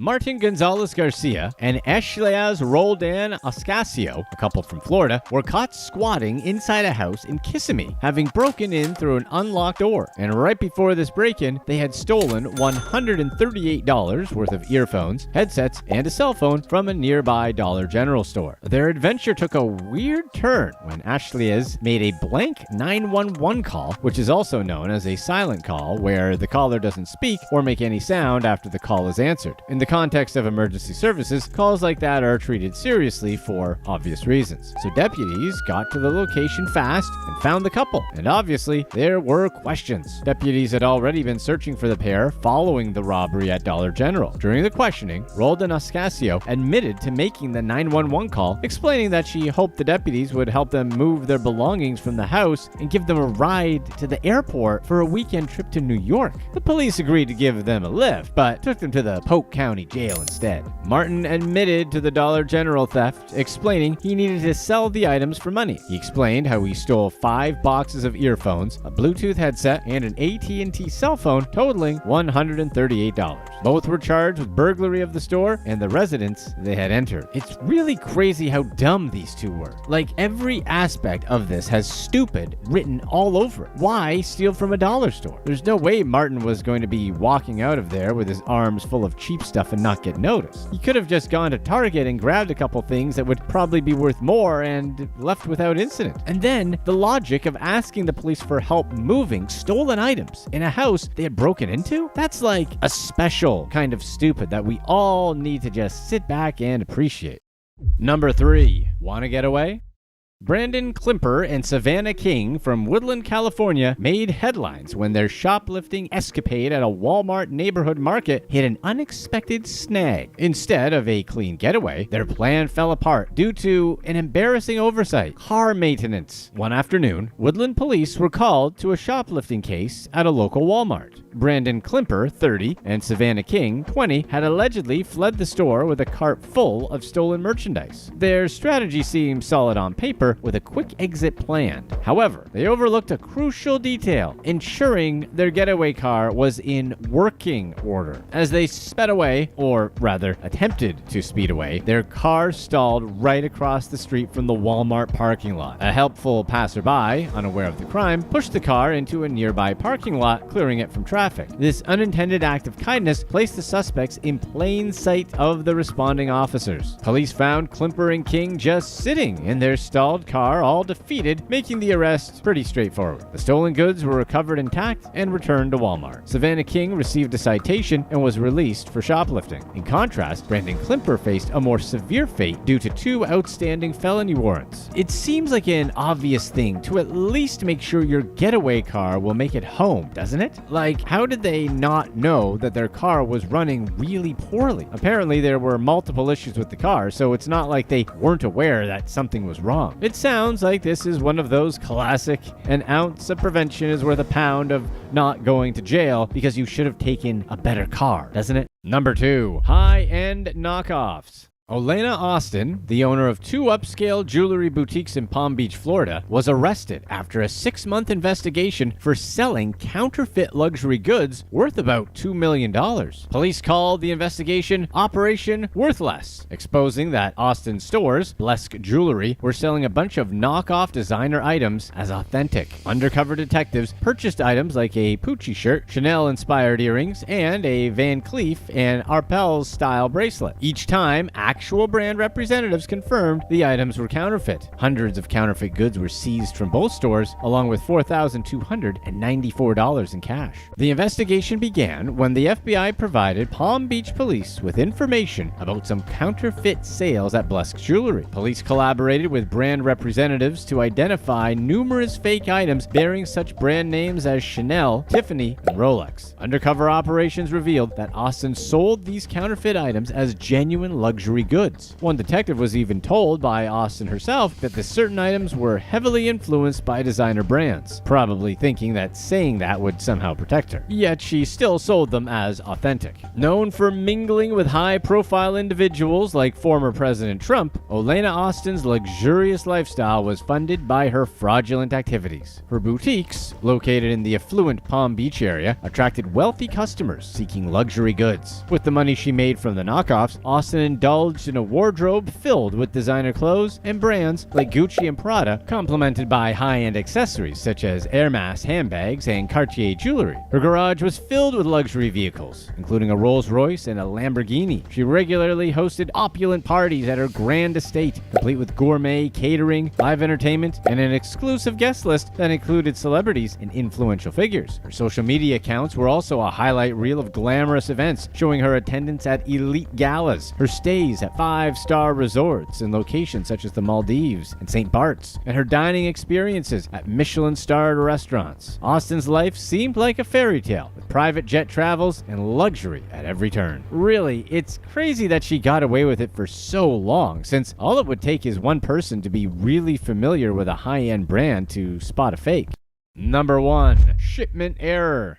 Jeremy Mercier from Auburn, Maine, was at the center of a bizarre case involving a massive shipment of illegal substances. The trouble went down when employees at a local restaurant received a large wooden crate, expecting it to contain mugs. To their surprise, or possibly delight, the crate held a plastic tote with what appeared to be a significant quantity of illegal substances. Upon further inspection, authorities confirmed it was illegal stuff that starts with the letter F, is worth over $3 million. pounds and weighed roughly 14 kilos, or about 30 pounds. Mercier, who was a local resident, showed up at the restaurant about an hour after the delivery, apparently searching for the crate. Mercier had no known connection to the restaurant, so obviously it's weird that he'd show up looking for a package. Mercier had a history of similar offenses, having previously been convicted for distributing nose beers in 2007, leading to a significant prison sentence. The police arrested him on several charges, which of course violated his conditional release. Jeremy Mercier's troubles compounded when he appeared in the U.S. District Court on a new charge of distributing even more illegal substances. This development came as Mercier was already out on $115,000 cash bail for the other case. The new charge stemmed from a sting operation where a confidential informant successfully purchased some Go Juice from Mercier, capturing the transaction on audio and video. Mercier, who ran a local motorcycle repair shop, had crafted a facade of normalcy while allegedly engaging in his illegal business. The shipment that was sent to the restaurant was disguised as motorcycle parts, showing exactly how elaborate his scheme was. His arrest not only revealed his criminal activities, but also the extent of his audacity in using legitimate businesses as fronts for illegal operations. You would think that if Mercier was having everything shipped, he'd want to really make sure that the shipment was going to the right address and not make the kind of mistake someone would make ordering a bunch of stuff off of Amazon at 3 in the morning after a night out of drinking. Who are a few of the dumbest criminals around? Let's find out. Starting with number 6, no immunity. Singer/performer and apparent Lethal Weapon fan, Cecilia Selena Mercado was dragged out of her vehicle and arrested after she claimed she had diplomatic immunity and was an ambassador at large. As it turns out, Mercado wasn't an ambassador at large or otherwise, and didn't have immunity. No one really knows why Mercado continues to say she is. She probably doesn't want to be bothered by things such as legitimate titles, you know? The incident happened when Mercado, who performs under the stage name Ceci, and who has a sizable following on Instagram, was pulled over by New York City cops for a traffic violation. The cops asked her to step out of the vehicle, and instead of just getting out of the car like a normal person, she decided to throw a huge fit and refused. When asked why she refused, she said that she had diplomatic plates that granted her immunity and that she was an ambassador at large. A passenger in her car also claimed that the police arresting her didn't have jurisdiction because she wasn't a U.S. citizen, which, even if true, isn't how the laws work at all. So the police obviously didn't pay any attention to that nonsense. They dragged Ceci out of the car and arrested her while her passenger was screaming at them. And we all know how passengers screaming at the police de-escalates the situation. Mercado told the officers that she would soon get all of them fired and that they would have to pay her $250,000 for trampling on her diplomatic rights. When Ceci got to the police station, the authorities discovered two very surprising things. The first was that Ceci was actually an American national and was born in the Bronx, and the second was that her plates, which she claimed were diplomatic passes for traffic violations, were actually counterfeit. They weren't even good counterfeits either. According to one official at the State Department, diplomatic plates usually have several letters after their numbers, and Ceci's tag didn't have those. It was apparently pretty obvious if you do even a cursory search. But that would require something other than rocks to be used in place of her actual brain. You may think, well, that's it. Mercado got busted and the game is over. But you would be wrong, because her boyfriend had to continue. After Ceci was arrested on charges of having a counterfeit registration, license plate, or sticker on a motor vehicle, she was released on a $2,500 bail. So her boyfriend, this Colombian dude named Andre Lopez Escobar, came to pick her up from jail in a Mercedes Maybach. But the Maybach was pulled over that evening again by cops. And the reason? The tags on the Maybach were also counterfeit. Andres refused to step out of the vehicle, and the police had to break the windows to get him. So he was forcefully removed, and the vehicle was impounded. When Ceci got home, she posted that the cops were treating her unfairly despite being a good community girl, and her boyfriend also had some opinions. According to Andres, the laws that required you to have proper tags weren't real laws.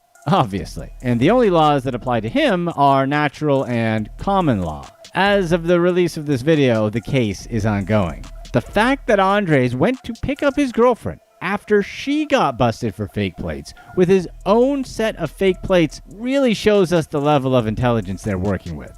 Number 5. Run by slapping.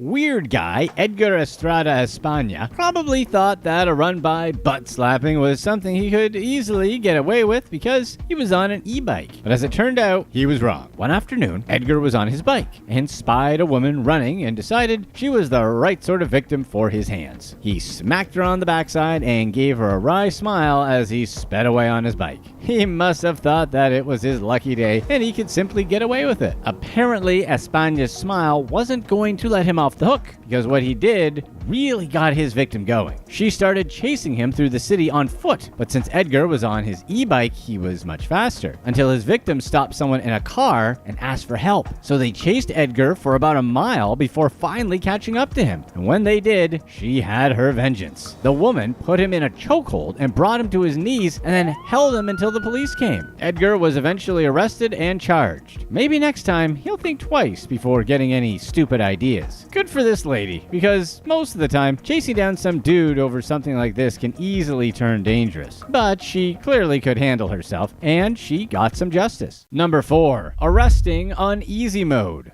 David Ratliff learned that there is such a thing as too much of a good time when he pulled out a bag of banned substances and a wad of cash when a police officer just asked for his ID. Ratliff was passed out behind the wheel of his car in a parking lot of a video store, or what we like to call analog Netflix, when he was rudely woken up by the police. The officer asked for his ID, and instead of just handing it over, Ratliff did probably the funniest thing ever. He whipped out a bag that contained all the evidence the police could ever need to put him away for some time. The poor guy was probably so out of it that he thought that the large wad of cash and illegal substances in his bag was enough of an ID for the police. In any case, the police promptly arrested him on the spot. What would you say the chances of Ratliff being convicted are? Maybe it's so dumb it's actually smart, because he knows he couldn't get away, so he saved time by just immediately caving to authority? Number 3. Priestly reputations. Francesco Spagnesi, a Catholic priest, was arrested for stealing thousands of pounds from his parish account to fund his illegal substance-fueled rainbow cheek parties, if you know what we mean. Father Spagnesi, who was made a parish priest in 2009, has HIV and still participated in these parties without letting any of his many partners know. But that isn't even the worst thing Father Spagnesi did. These intimate glitter galas were very expensive, and illegal substances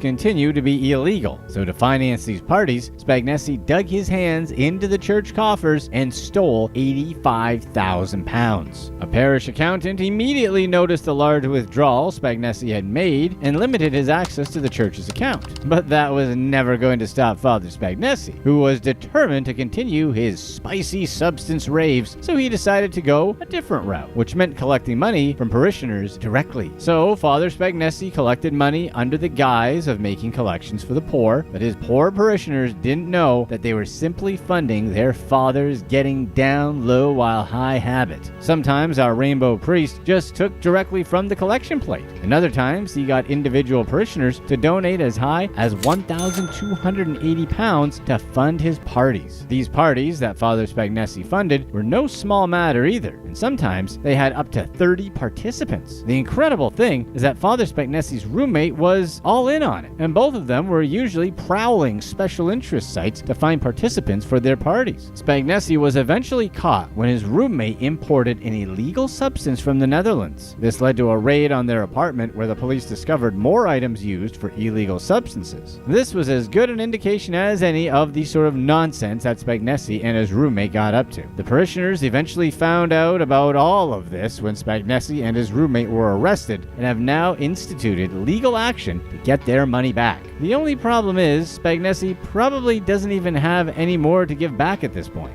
You'd think that he'd chill out after getting locked out of the church account though, right? What was the plan here? They notice he's stealing, so they're going to be watching him, and he steals more? What a dope. This guy was always going to get caught. Number 2. Full restitution. Sarah Ann Mock Butler stole over $341,000 during a 5-year stint as finance director for her church. Her fraud was so extensive and so obvious that when the police eventually found the records, she was slammed with over 900 charges, with over 500 of them dealing with money laundering. Sarah was hired as a finance director of Pikes Peak Christian Church in 2017 and was let go in 2012. Those 5 years were probably the happiest times of Sarah's life because she was basically swimming in cash. But nothing lasts forever, and after she was let go, the church hired another finance director who immediately discovered what Sarah was doing. In fact, after his first month in the position, he spoke to the head pastor and let him know that Sarah's financial statements didn't match the cash the church currently had. This cash crunch led to the church drastically downsizing in terms of employees and even closing down some charity initiatives. Maybe she should just have done a bit of work to clean the records, but it's hard to imagine even that would have saved her. Stupid and lazy aren't exactly a successful combination. Anyway, the church was never going to let Sarah get away with it. Well, they kind of did, but not really. But kind of. They got the police involved, and the very first day she was interviewed, she confessed to everything. It was determined that she had stolen about $341,000 in total, and she was looking at a very long term in prison. However, the church forgave her, which led to a massively reduced punishment. First, she had to pay $225,000 in restitution to the church, and the court also gave her a 4-year deferred sentence and 100 hours of community service. In the end, Sarah was really lucky that the church forgave her, and she somehow had enough money to pay her restitution. Why wasn't it for the full amount she spent? But really, that's probably the most surprising part of it all. She actually had enough money to cover even just part of the total she stole. Did she actually invest that money wisely? She could have easily been in prison for a few years if she wasn't able to pay some of that money back. After getting hit with nearly 900 charges, it's pretty obvious that she didn't even try to cover her fraud here. Number 1. A shoplifting hobby. New Zealand Member of Parliament Galriz Garaman resigned after getting caught shoplifting over $9,000 worth of merchandise from a bunch of high-end stores. Shoplifting from one store as a Member of Parliament can maybe, just maybe, be played off as a mistake. It would be understandable since we've all had at least one time where we accidentally walked out of a store without paying for something, right? Okay, well, we can at least say it's an accident if it happened once, you know? But when there are multiple accusations with CCTV evidence? Well, that's a pattern, and that leads to some resignations. Galritz, who once made the news as the first refugee Member of Parliament, was caught on camera stealing items of clothing worth thousands of dollars from different high-end stores in Auckland and Wellington. While the stores refrained from making any statements, the police swung into action and immediately found evidence that allowed them to charge Galritz. Galritz did the honorable thing before having her day in court and resigned. In the statement accompanying her resignation, Galritz took responsibility for her actions, but said that she only shoplifted because of some mental health issues. She basically said she had been suffering from mental health issues related to her stressful work as a Member of Parliament and ironically from her work as her party's justice spokesperson. It's almost as if she had no other choice but to steal, right? After Galritz's resignation, the leaders of her party held a press conference and told the country to remember that Members of Parliament are still humans. Well, some of them may be hobbits, but still, good-natured people that can make mistakes. Which makes a lot of sense. Who among us hasn't mistakenly stole over $9,000 worth of designer items from different stores over several months and also gotten caught from lots of surveillance footage? That's like practically everyone, right? Right? What are a few of the worst decisions people will make? Here's definitely a great life lesson. Definitely don't hide in a porta-potty. Let's find out. Starting with number 6, the worst hiding place. In Glendale, Wisconsin, a wild police chase ended with some guy in serious need of a shower. It all started when cops tried to stop a stolen white Dodge Durango, which resulted in a chase. The driver, who apparently really didn't want to get arrested, swerved and collided with 2 vehicles before speeding into oncoming traffic. Obviously a good idea. The chaos predictably escalated when the Durango crashed into the highway barrier, forcing the entire crew to exit the vehicle and make a break for it on foot.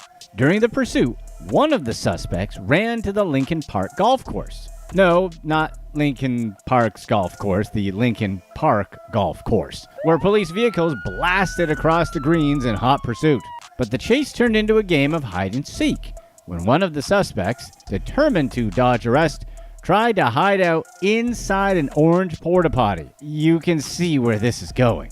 Enter the unlikely heroes, golfers enjoying their leisurely day on the course. With quick thinking and a dash of bravery, one of the golfers spotted the suspect's hideout and devised a cunning plan. In a move worthy of Jackass, they tipped the porta-potty over, exposing the suspect's hiding spot to the waiting officers. The best part of the story was that one of the golfers said he could hear sloshing around when he knocked the thing over, and the smell was horrendous. Seriously, we've all been in one of those things. It's one thing to hear about it, but absorb that experience for a moment. This dude was hiding in some smelly porta-potty that was used over and over. And this guy ended up wearing all of everything like a Halloween costume. Ugh. Moral of the story, it's a bad decision to hide in a porta-potty. Number 5, lottery prison.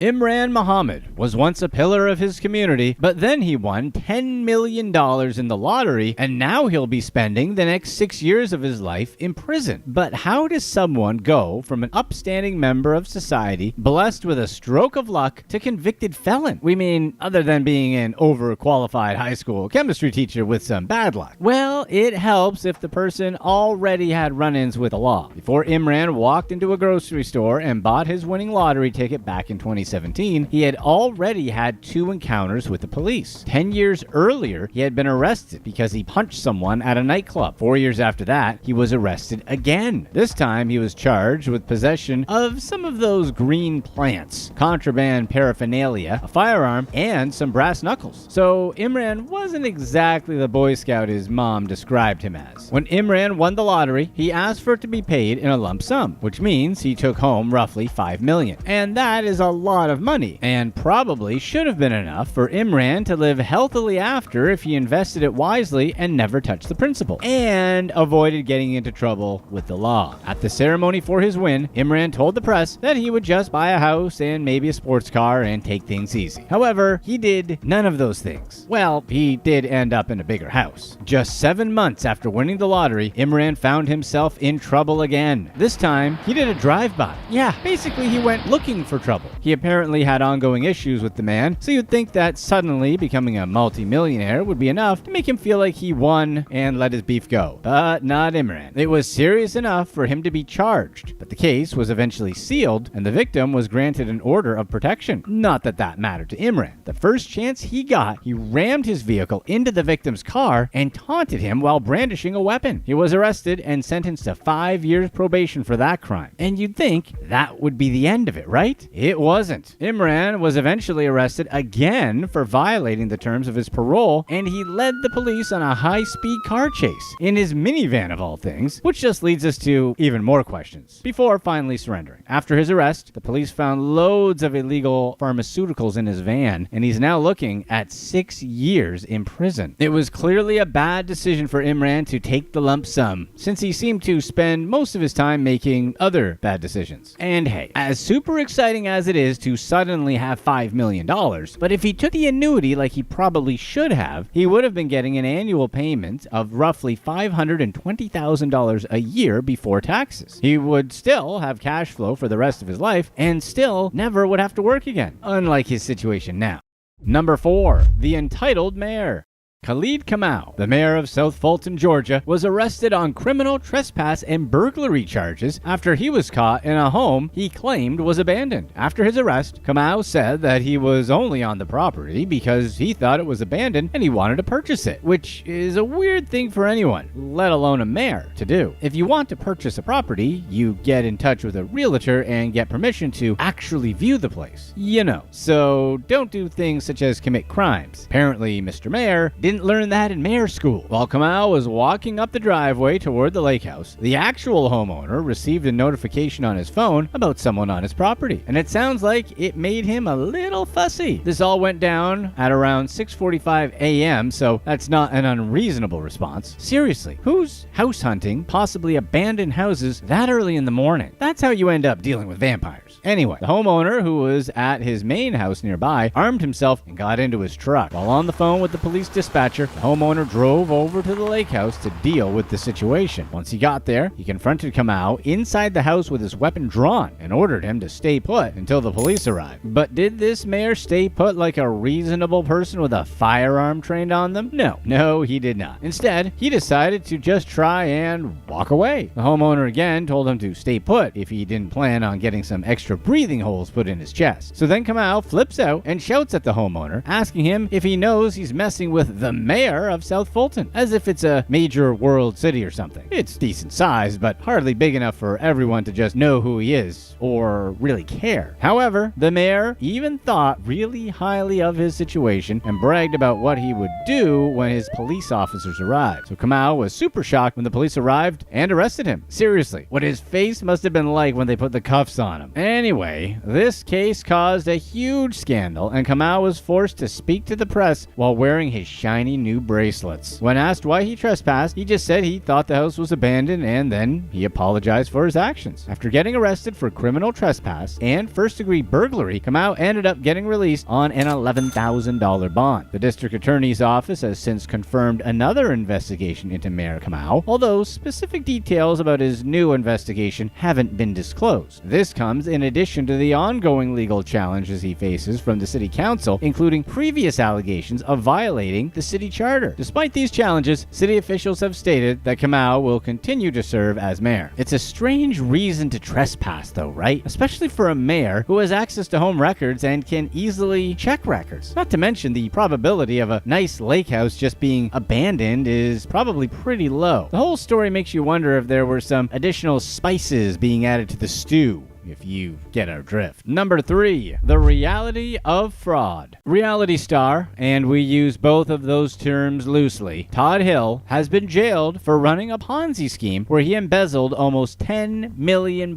Hill used to be a part of a reality TV show where he called himself Mr. Flip It because of his stunning ability to, you guessed it, flip it. Well, flip houses, not things. He's not out just flipping things over on TV, though we probably watch that. The show was Flip It to Win It on HGTV and followed the lives of 5 expert home flippers who competed to purchase a home, remodel it, and sell it for a profit. The show only ran for a year, but his appearance on it gave Hill some celebrity status, and he decided to use that status to scam people with a Ponzi scheme, which is never a good idea, especially if you're using your celebrity status to do it. The scheme was simple. Hill told his victims that he would use their capital to remodel and sell homes for a profit. Since he was known as Mr. Flip It, it was a pretty easy sell shoot. We'd probably buy into that too. But instead of using that money to purchase the homes, Hill spent it on luxury items and used them to fund his lavish lifestyle. Hill had to hide the extent of his scam, so he created fake balance sheets and used those same sheets to acquire loans from banks. He would label his luxury purchases as construction costs just to keep the gravy train going a little while longer. One of his victims was scammed out of $6 million, and another saw $250,000 vanish into thin air. Ultimately, Mr. Flip It couldn't flip himself out of this problem, and he was eventually arrested by the police and prosecuted for his crimes. He's been sentenced to 4 years in prison, and he'll pay nearly $10 million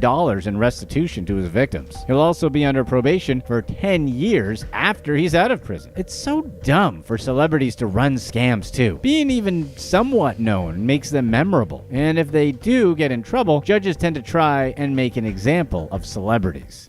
Number 2. Yep, he's the dad. William Boswarva paid his friend to take a DNA test for him and ended up going to jail for 12 months for it. William must have thought his little ruse was so clever, but he didn't account for the tiny, little-known fact that it can easily be proven that the DNA sample wasn't his. Law enforcement literally uses it as evidence because it's so good for identifying people. But why would old William even need someone to take a DNA test for him anyway? Well, William got a woman pregnant after a one-night one-night stand. But then, 9 months later, William wants nothing to do with the love child that came from this fling. However, the baby's mother wasn't going to let this fly by having the baby and immediately applied for child support. And William decided to play it smooth. He came up with a daring plan that he must have thought was pure genius. He sent another guy, his friend, to the medical facility for the DNA test. He even gave the man his driving license and photo ID. So how was the guy able to take the test if his face didn't match the one on Williams's ID? Well, this happened during the pandemic and everyone was mandated to have a mask on. So slick, right? Unfortunately for William, his lie couldn't hold up for long. When he was arrested, he claimed that he was the one who had actually taken the test. But when the police tried to take another DNA sample from him and test against the first test, he refused, of course. So either William had changed all the DNA in his body after that first test using the CRISPR, or he was just lying. More evidence the prosecution used against him in court was that William had pressured the baby's mother to end the pregnancy. Apparently our boy William here wasn't really eager to be a father, if that wasn't obvious. The strangest and best thing about this case is the defense that William's lawyer had for him. He said that William had already committed a lot of crimes since he tried to fraud his way out of his responsibilities, so there's been a lot of water under the bridge. William was eventually sentenced to 12 months in prison. Number 1. The Mismatched ticket. Florida couple Kira Enders and Dakota Jones tried to trick a lottery commission into handing them $1 million in prize money. But their plan didn't work out because it was kind of dumb. And by kind of dumb, we mean completely dumb. The couple somehow found 2 tickets and pieced them together to form one winning ticket. They did it by taking the top half of one authentic ticket and joining with the bottom half of another authentic ticket. The resulting Frankenstein monster of a ticket matched the $1 million prize numbers, and Enders thought that this would be more than enough to trick the Florida Lottery Commission officials. But these dopey forgers forgot a crucial detail. Both parts of the ticket had different serial numbers. This meant that just a cursory check of the ticket's authenticity by lottery officials, which they for sure would do, would definitely reveal the forgery. The fact that the ticket was apparently completely trashed also meant that officials had every reason to be suspicious anyway. Enders and Jones, who clearly didn't think this far ahead, went ahead and sent the ticket in anyway, because what if? A few days after they did, they were invited to speak to a local lottery agent concerning their winnings. The couple must have been stoked, thinking that their scam actually worked. Enders said she even made all these plans to open a salon with her winnings. That's how convinced she was that this was going to work. But once they arrived, they were taken into custody and interviewed separately. Enders and Clyde weren't prepared for this grilling at all, and they ended up telling very different stories about how they found the ticket. Enders said the ticket fell out of her car and then it got rained on, and then she tried to scratch it before it tried, and then it tore. Then she tried to piece it back together, and that was why the ticket looked pieced together. When she was asked about the different serial numbers, she claimed that it wasn't taped together properly, and that was why they were different. She was probably very proud of that lie. Jones, on the other hand, had a totally different story. He said that they found 2 halves of a wet ticket walking down the road and then tried to piece them together. Then Jones was told by officials that the serial numbers on the top and bottom half didn't match, and he was like, what? However, he eventually admitted that Enders knew the numbers didn't match, but insisted that they thought it was real when they supposedly found it. Anyway, as of this video, the case is still ongoing. Both of them now have the chance to get their story straight, as they're both facing serious charges and will be going to court. You'd think that they would have at least discussed what their story was going to be on the way to the commission's office. Click to watch one of these next videos. Let us know in the comments section what you'd rather do.